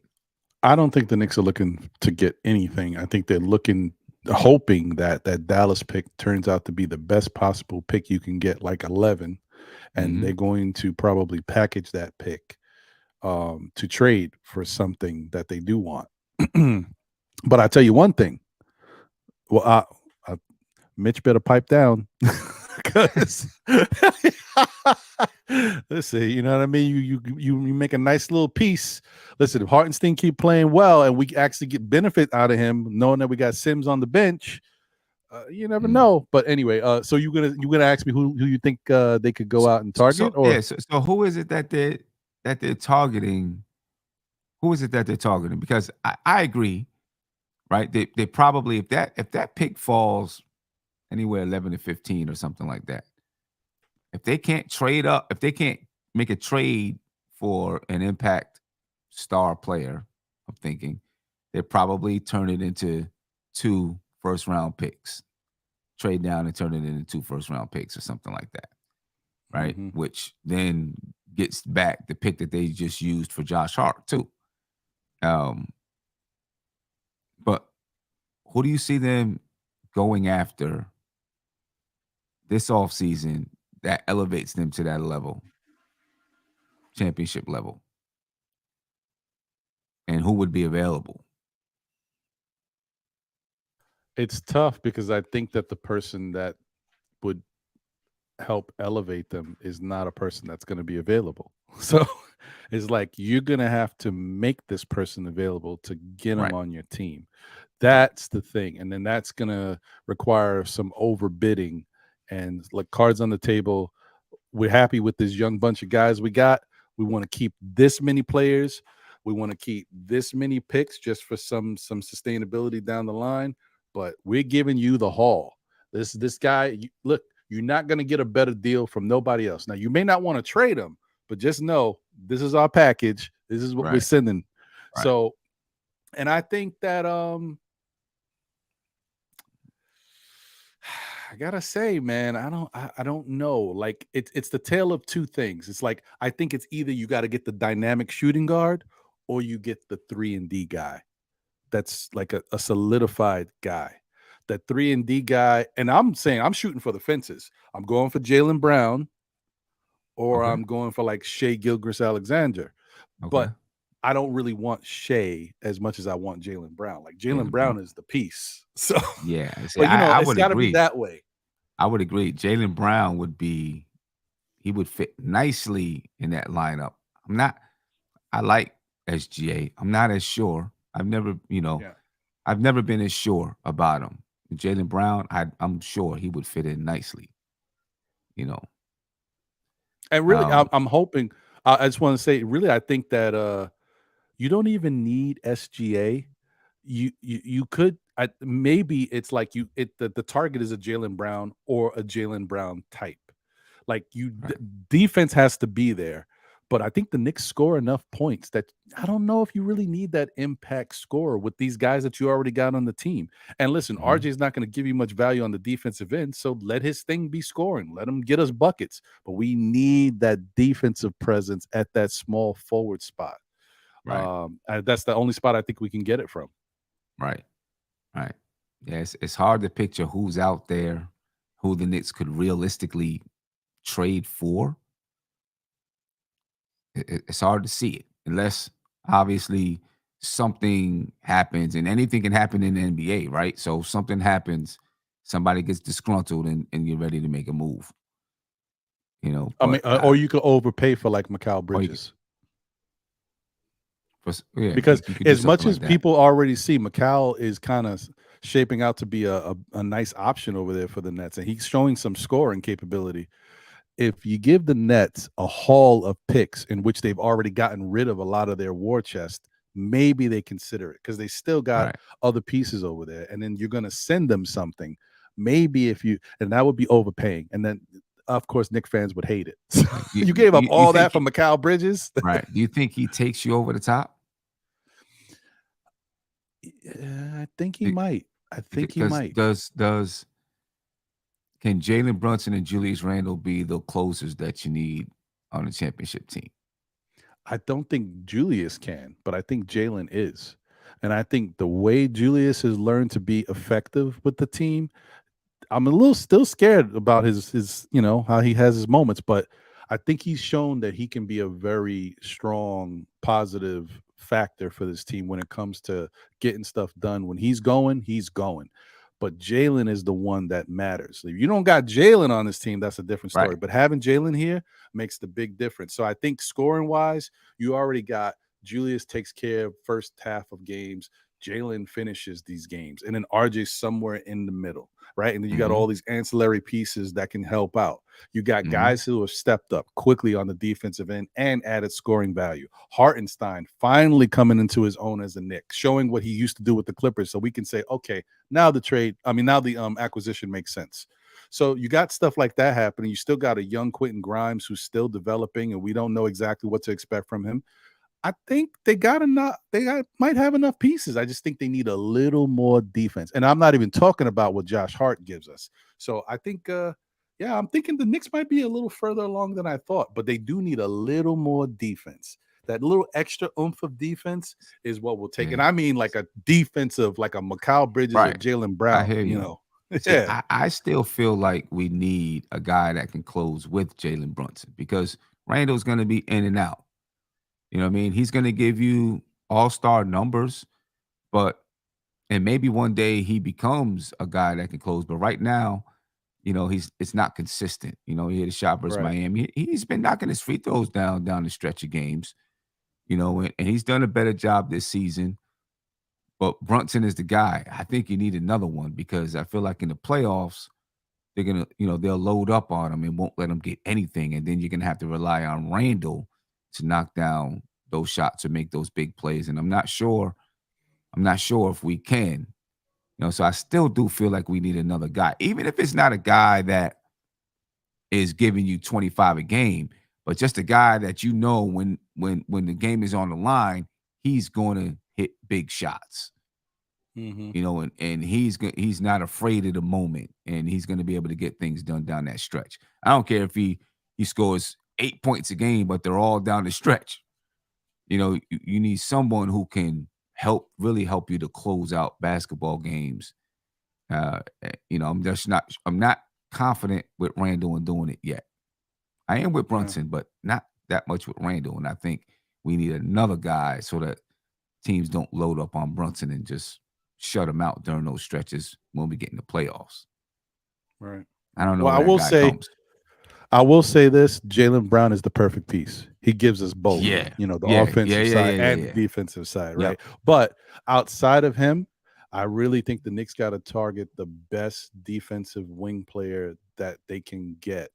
Okay. Even if he may not be the best scoring option, if he's a lockdown, and I mean, if we bringing you in, you better be a lockdown defender. Like you can help change the game for us because you could shut down maybe one of the opposing team's best players.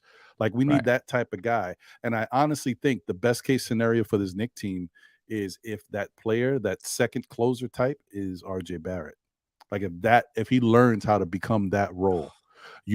I don't know. Listen, I know he's very inconsistent, Yes. but we will say he does Man, have strong will. And when it comes to he closing does. moments of games, he doesn't shy away. And sometimes he gets better during those moments. But Yeah. he just he has to take it up a notch. I just look at RJ sometimes and I'm like, what the heck is going on? I like Yeah. RJ, but I look at some things and I'm like, what the heck is happening right now? You know, I know he's I young hear man you. though. Like we talked earlier, he's maturing too, just like these other guys. He's maturing, and as you mature, your game gets better too. You become smarter. You're more sure of yourself as a person. I'm supporting RJ. I'm with RJ, but sometimes I'm just like, what the heck is he doing out there? What I mean? Just when I see not some of the shots that I don't know. I see him trying to do different things, and sometimes it makes me shake my head or I get frustrated. No, yeah. You know what I I mean? hear you. But he's growing and learning. And I don't want it to be the case unless you're getting a star. I don't want to, because you can look at Julius Randle. You know what I'm saying? He spent all these years in Los Angeles, a year in um, New Orleans. Then now with the Knicks, he's really coming to his own. But he started coming to his own at 26, 27 years old. You take a look at De'Aaron Fox has always been good, but he's really coming into his own now. And looking like a real star player. Guys coming to the league so early, it does take a little bit more time for them to get their footing in the league and figure out their game. So, I'm not trying to give up on them. Obviously, any kind of trade that came along that you're getting a better player and is going to upgrade your team. I would trade anybody on the team, what I'm saying, for the right players. But I still support RJ, but sometimes I just shake my head.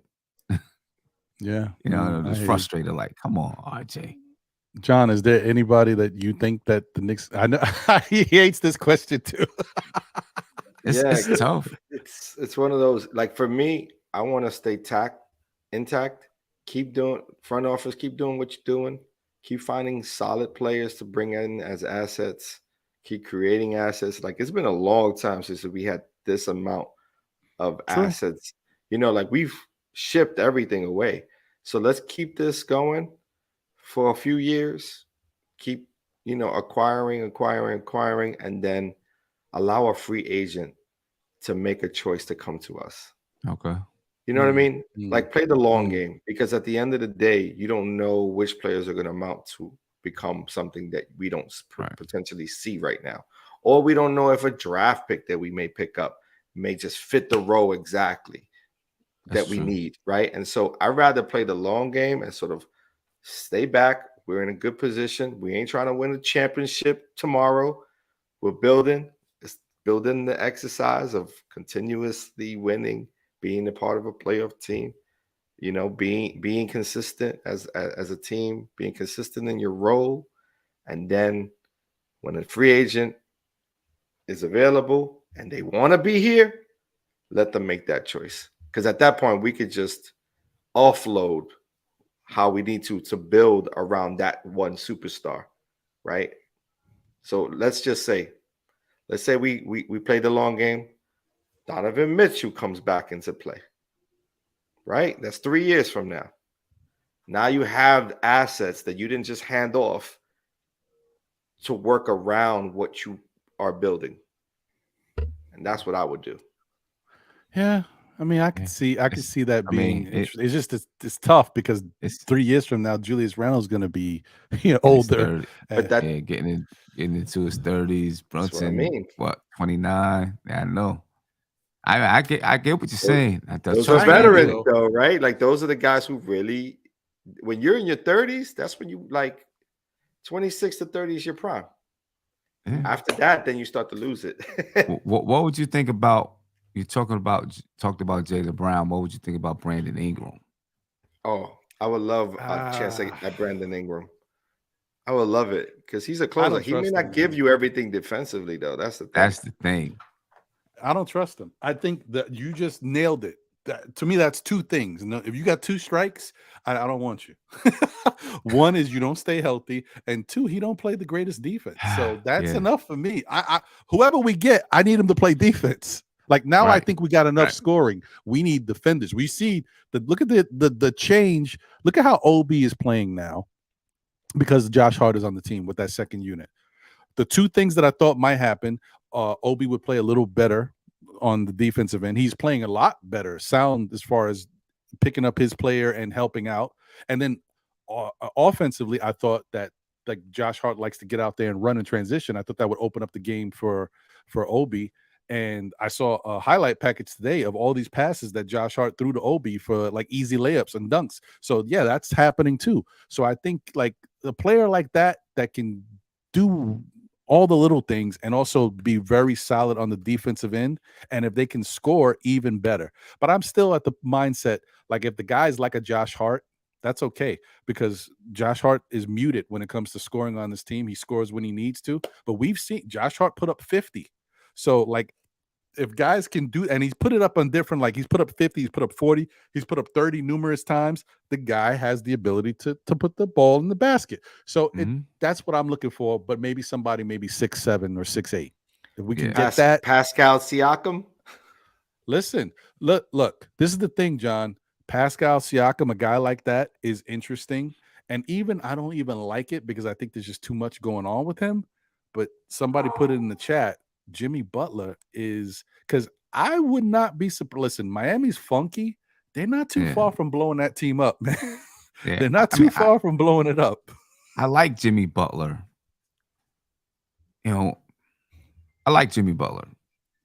I worry about the personalities on the team. We already got one guy in Julius Randle, That's what I'm right? saying. That's what I worry And about, that's Sim. enough. It's kind of enough, And Jimmy Butler has kind of has that kind of a not Randall's personality, but I think maybe his is more in practice. He might get under Randall's skin in practice, and things happen. I don't. I would worry about that a little bit. Too many personalities between those two guys. Yeah. I might And worry about that a little. shout out to Sherwin. Sherwin, I know. Oh man, yes, Obi is playing better defensively. Just Ah, because, here we go. listen, if you're bad defensively, and then the next game you start to stop a couple people here and there, you can still get lit up, but that doesn't mean you didn't improve. You Yeah. know, like Who you can said get that? better and not be great. Sherwin loves to hate up. Look, Sherwin. I get it. I get Sherwin. Just because one of the players accidentally kicked the cone in the drill doesn't mean the cone was playing defense. I get it. Sherwin, I'm listen. I know you think I'm an Obi lover. No, it's I already talked about Obi multiple times. He's got a lot he needs to work on, but I've seen some interesting things with him, and there's even some metrics. I'm not going to put them up because they're kind of like fool's gold. There's a metric that I saw 2 weeks ago that Obi was in a top category, top 10 in defense with the second unit.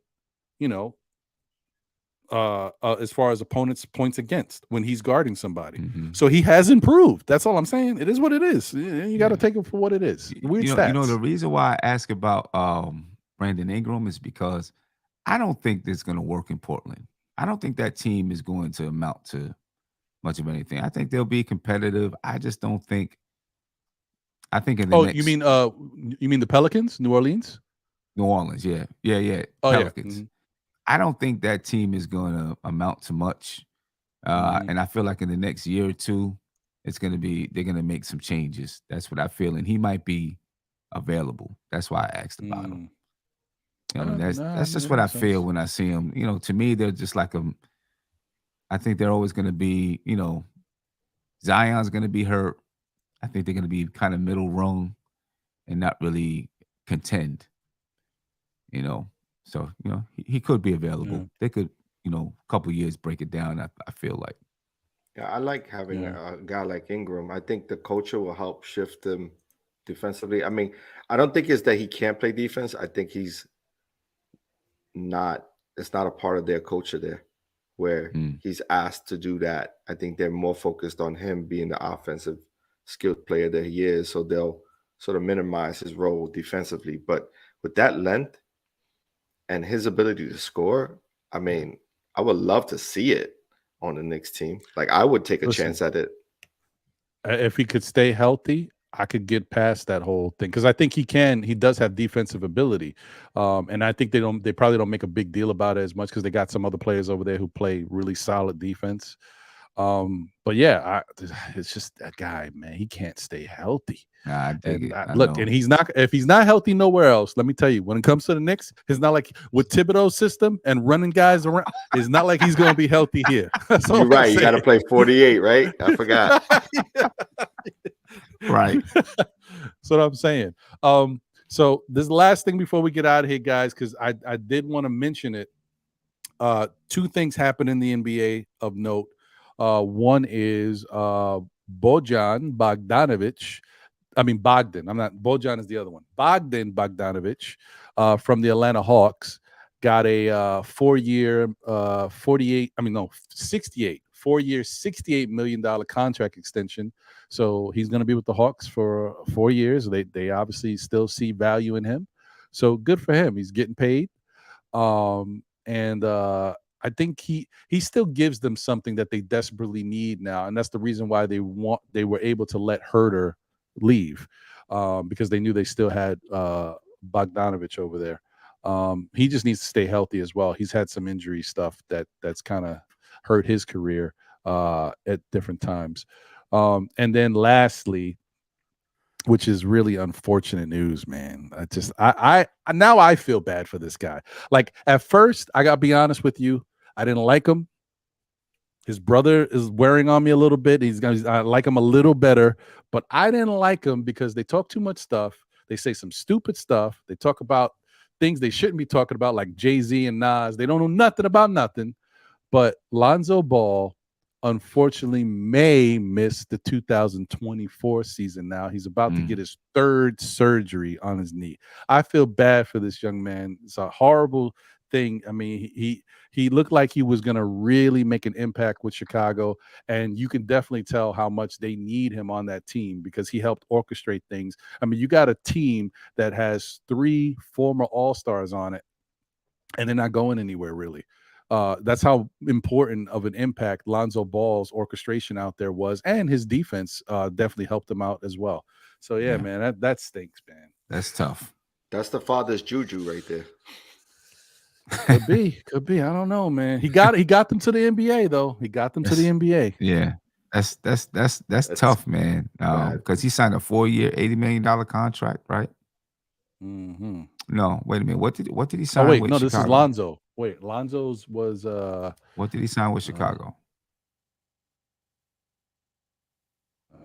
shoot. Lonzo is 4. Oh no, you hit it. 4 Yeah, years, 4 year. 80. Yeah. Yeah. Um, man. So he's getting his money, he's getting paid, but you're talking 2 seasons down the drain for Chicago. By the time he comes back, they got one season left on that contract. Right. And who knows what he's, And Levine is going to probably bounce. yeah, yeah. He's a guy that the Knicks have, I guess, showed some interest in. You know what I mean? I'm not Right. sure. I don't know where I am with Zach because of the defensive side of things. I mean, I'm not sure. I know a couple of years ago, I wanted the Knicks to try to get him because he was only making $19 million a year. And I was like, yeah, go get him. I mean, that's value. And then we see where we go from there. Now his contract he's got a hefty contract. It's only getting higher every year. It's getting Yeah, he's worse. got a hefty contract. So I don't know if he's a guy I'm trying to go get. Yeah, I don't want that. I want to stay intact. Don't overpay for guys. Not a good look. Yeah.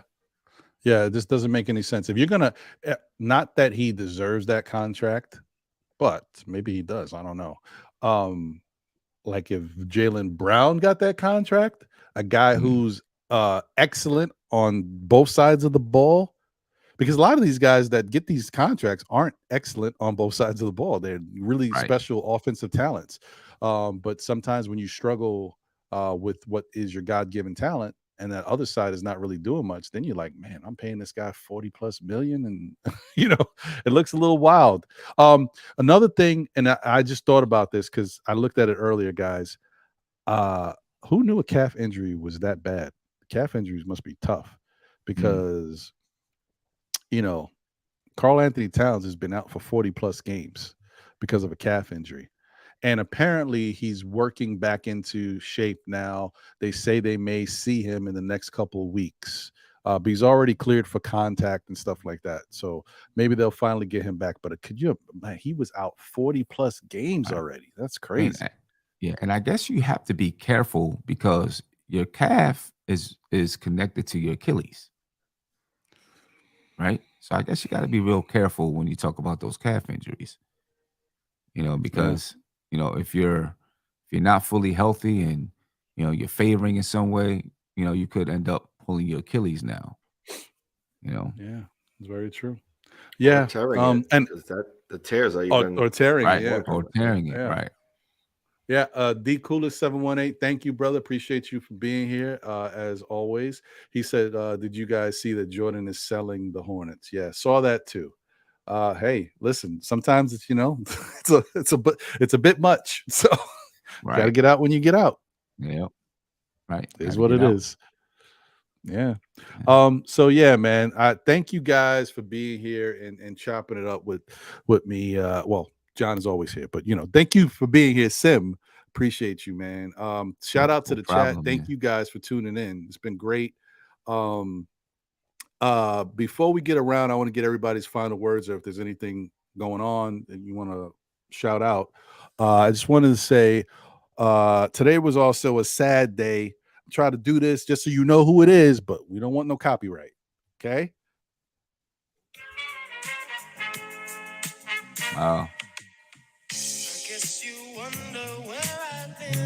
Yeah. Okay, that's enough. Yeah.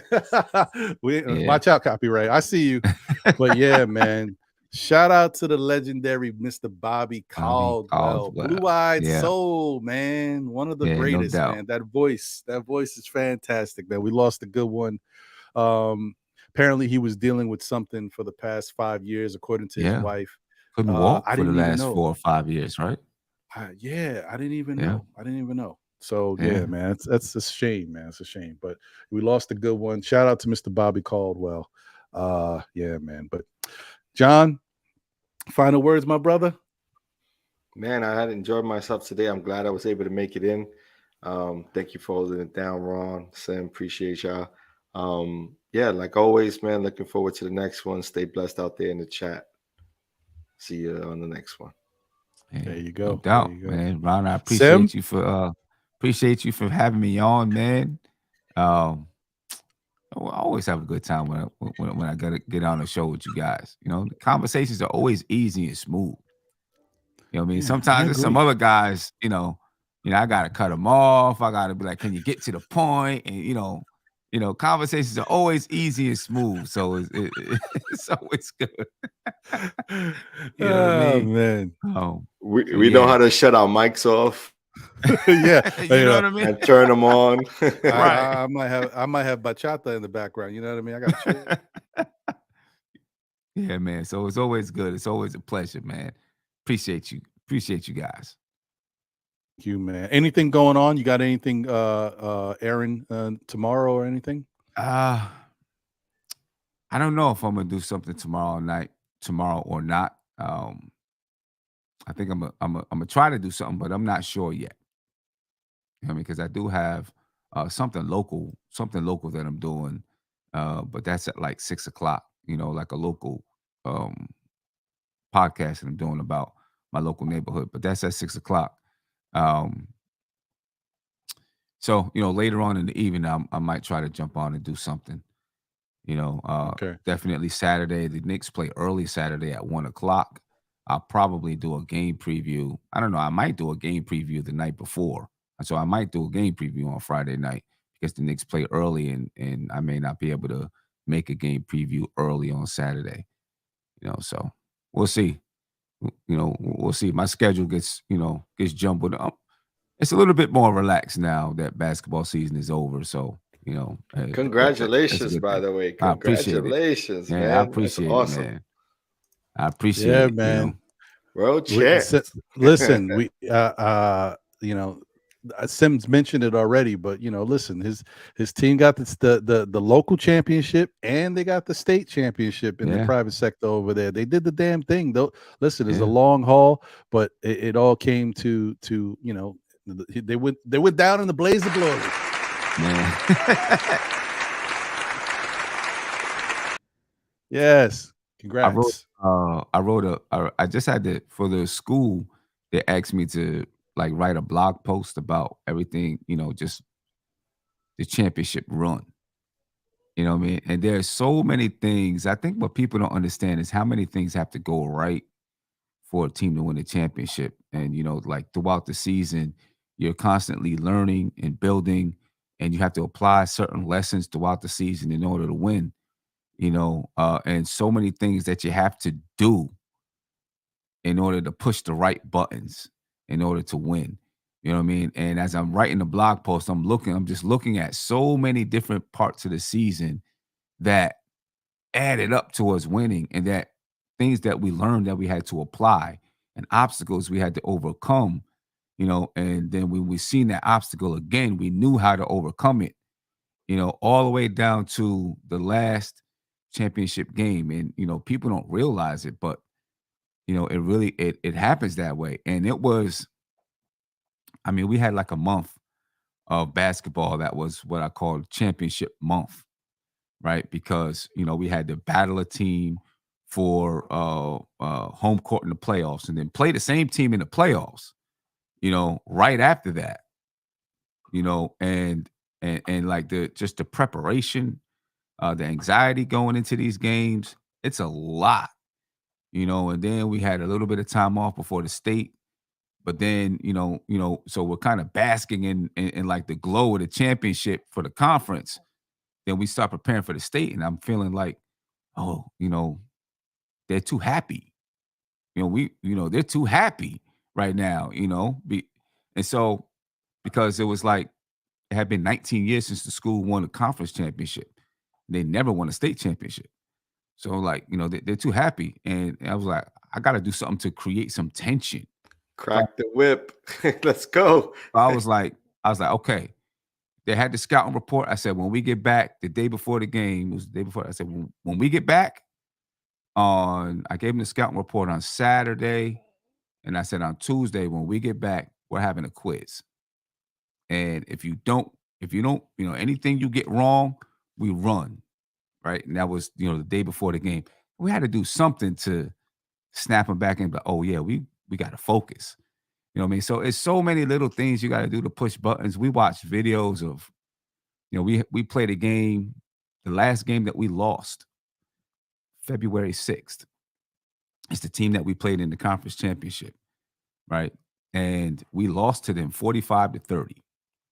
And a lot of it was because like they're supposed to be the best team in our conference. So we were traveling to them. And their fans are raucous, loud. You know what I mean? And we went in, we were scared. Our girls were scared. You know what I'm saying? I could see it from the time that we stepped on the floor, but still, it was just a 3-point lead. They had a 3-point lead at halftime. I lit into them at halftime because we just weren't playing hard or the way that we could play. And it got worse. We leave out of the locker room at halftime, and one girl's like, "Oh, I feel sick," and another girl like, "I just don't know what's happening." I'm like, "Oh my gosh, why we break it down like this?" You know what I mean? And it was all anxiety. So in the second half, we get outscored by 12. When we get back to practice, we have a big talk about fear, anxiety. How do you handle pressure moments? We looked at some video of Steph Curry talking about what he does to handle pressure moments. We looked at some video of Kobe Bryant talking about handling fear and anxiety. He talked about his injury, in that you know you're looking at this big uphill climb, to get back on the court. He was like, it's like you're going to climb Mount Everest, and when you look up, you're like, there's no way I can do this. But if you start going step by step by step, then you can get yourself to the top. And so we stole that kind of. And you know, our next game was for playoff position, for home court advantage. And we said, okay, our climb to the mountain, to the top of the mountain starts now. Right. And this is the first step. So our focus is here. Right. And before that game started, we were in our locker room and we did breathing exercises, right? Because we had learned, okay, maybe our team, maybe the pressure gets to us a little bit. We did some breathing exercises throughout the game. If we needed to, we would, over in a timeout, we take 10 seconds and breathe, right? So we were constantly learning. And then, when we got to the championship, we were like, listen, okay, now we got to the top of the mountain. Now we got two teams battling to see who's going to plant their flag. And we used the same thing when we went to the state championship. We got another mountain to climb. So many different buttons that you got to try to push. You got to know the temperature of your team. You got to know who they are, and what's going to click with them. It's hard to win. It's hard to win, and I can't imagine doing that in 4-7 game series in the NBA. Yeah, That's that's super dope. well. That's a Listen, super man. dope Yeah, story, and just what you experienced. That's super dope. Yeah, yeah, it's a appreciate testament to working hard appreciate and it. believing in that nothing can stop you except yourselves, but you also Right. understanding that, okay, we may not know everything. Never did this before. The school never won Yeah. the state championship. How can we do it? How do we pull it off? Right. What does it take? How can we Right. build upon what we've already done and get better and face things? Yeah, that's a Yeah. great way of approaching it and It's continuing to and work. continuing to work. It's so hard. We didn't even talk about that the school had never been to the state championship or won a state championship. We didn't even want to talk about it. Even when we went into the playoffs, we never talked. When we were in the conference playoffs, we never talked about the championship game. Right? We only talked about the next game. Live in the moment. Yep. You know what I'm saying? Because we just didn't want, even in the state championship. We have a group chat, and after our first game, the only reason why I put this in the chat is because some parents, their kids go to another school but play for us. And so we were gonna have to leave at like 2:45, get out of school early. So I had to put something in the chat about, if we win this next game, we have to leave at 2:45. So I had to give them enough notice to be able to make arrangements. But I made it clear, we're not looking past our next game. I'm just telling you this so you can make arrangements. All of our focus is on the next game. You know what I mean? We never looked ahead to championship or of either one of those tournaments. But when we got to the state championship, we faced a team like we never faced before. Right? Every team that we played always had one or two players that were like stars. This player had no stars, but they had 7 or 8 really good players. Hmm. you know what I mean, that could all handle the ball. They all had skills. They were all fundamentally sound, you know, and this was something pretty new because our team was really good at taking out a player, but there Right. wasn't one player to take out. I mean, we got down 18-2 in the Woo. state championship game, right? They obliterated our whole game plan. We had to create a whole new game plan during the game based on what they were doing. Um, and then inch our way back, right? So we're down 18-2. We cut it to 10 by halftime. And then, you know, we cut it to 8 by the fourth quarter. In the last 5 minutes of the fourth quarter, we dominated the game, you know, and ended up winning it by 4. Ended up winning by 4. But there was a whole new, when we got to that state championship game, we ended up with a whole new challenge, right? You know, we had our game plan, but then inside the game, there was a whole new challenge, all new obstacles that we had to face. And so we were still facing obstacles, but all of our lessons that we learned throughout the seasons, we literally had to apply every single one of them there, you know, about staying poised, trusting each other, not turning the ball over, having a strong third quarter, because these are all things that we faced throughout the season. Like every single one of those lessons had to be applied in that championship game. And you know, so when you look back at it, it's like all of these things we needed throughout the season that we didn't even know we were going to need. We needed them, and we had to package them all in these games in order for us to be successful. So That's it's inspiring. tough, man. It's tough. That's Yeah, and I inspiring, want man. to I want to commend you, Sim, because let me tell you, I Yeah. know a lot of I don't know a lot, but I know a good amount of guys who coach teams, right? And you know, some of them have success, some of them don't. But then, you know, in the case, there's some of them that do have success, they're very hard nosed. You know what I mean? So they will give you and you know, the players what it takes to kind of fight, you know, to have that grit, Right. right? But they won't necessarily be the type of coaches that say, okay, we're here. I know some of you are a little overwhelmed. Let's breathe.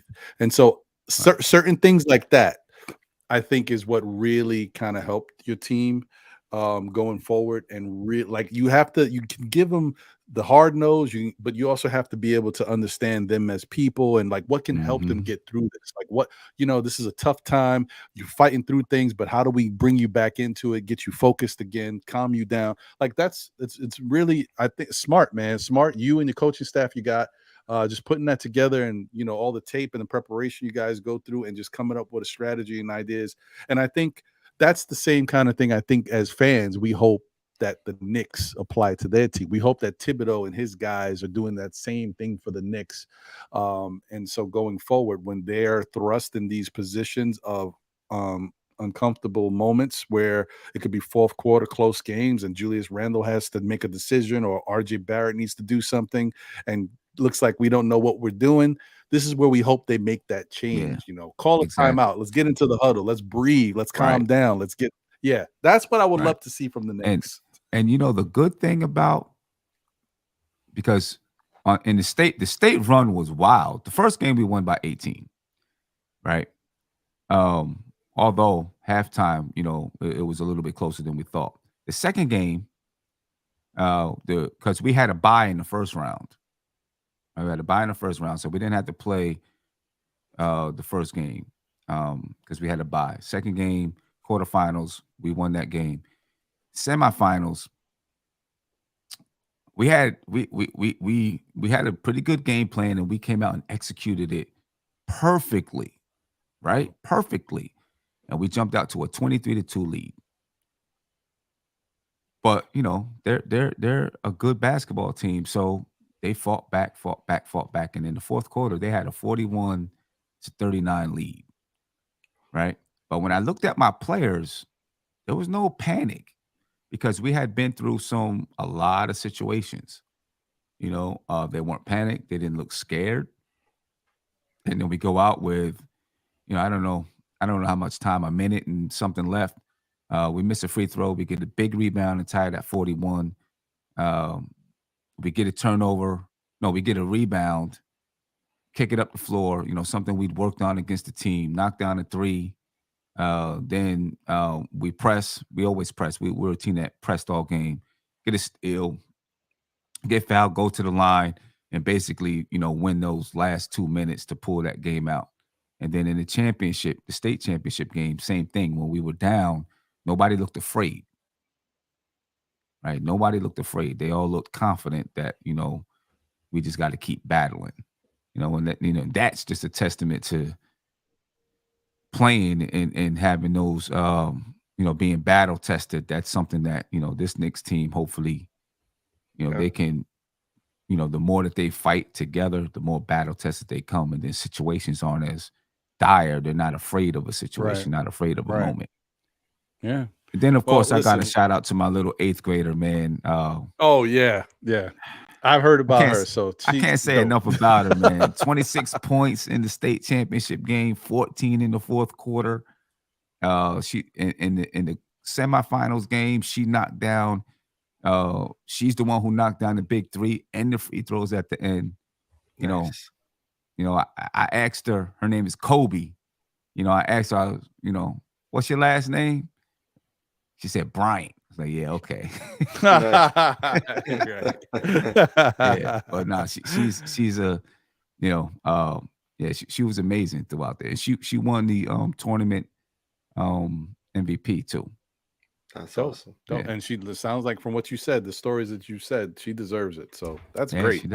And you share the story with us, so now it's even better because now we can create a film around it. Yeah. Who do you want to star? Which actor are you looking to star? Yeah, exactly. Let me see. You want Denzel? Whoever my wife got a crush on. Oh, there you go. Yeah. Right. I'm sure Denzel probably fits the mold for that. Yeah. Right. Idris Elba. There you go. Idris Elba, right. Yeah. Yeah, well, I mean, once again, congratulations, Sim, to you and that team of young ladies. All of y'all out there, if y'all are watching nothing but Knicks, listen, you guys did the damn thing. Y'all deserve it. So keep fighting, and hopefully, y'all can come back next year and do it again. Yeah. So let me wrap this up and get y'all out of here. Guys, once again, I want to thank y'all for tuning in. Appreciate y'all in the chat and all the viewers who may not be in the chat but are here watching. Those who may tune in and watch the replay of this. This was a really great time. Had a fun time talking about what's going on in the NBA and our New York Knicks. So, please take care of yourselves. And I'm sorry. Quick update, guys. Thank you for all the help in reference to my wife's GoFundMe stuff and sharing it. I appreciate y'all. I'm like this in real life with friends. You know how a friend could be going through something? Yeah, they said this to me, and I'm like, I just need somebody to talk to. And then you talk to them, right? And then you don't hear from them for a couple of weeks. Oh yeah, no, we cool now. What? And they don't tell you what happened. Like, you know what I mean? So I want to let you guys know that we're still fighting to get to where we got to go, but I appreciate all the support and everything you guys have done. So thank you guys as always. We're here. So as I like to say, tell a friend who tells a friend who tells another friend. Still Knick fans, we'll be back again, whether it be on Thursday nights at 8 p.m. for the NBA report on NBK, Nothing But Knicks Network. Saturdays with your boy, yours truly, Ron, for Know the Ledge at 11 a.m. This Saturday is going to be a condensed show because the Knicks play at 1, but we'll give you about an hour, right? Or on Monday nights for SKF Weekly at 9 p.m. with Ron, John, and my man Jose on the 1s and 2s holding us down. So definitely continue to watch. The content is going to keep coming. And I'm just excited. I know we're all excited for what the Knicks may be able to continue to do in this regular season and what we might expect them to do or hope they can do in the playoffs. So yeah, man, great show. Wow. Thanks again to everybody. Thank you, Sim. John, as always, a pleasure, my brother. Shout out to y'all in the chat. It's been a great one. We'll catch you on the next one. And listen, don't be so hard on these Knicks. we not that bad, man. We not that bad. Not at all. Latest. Run that.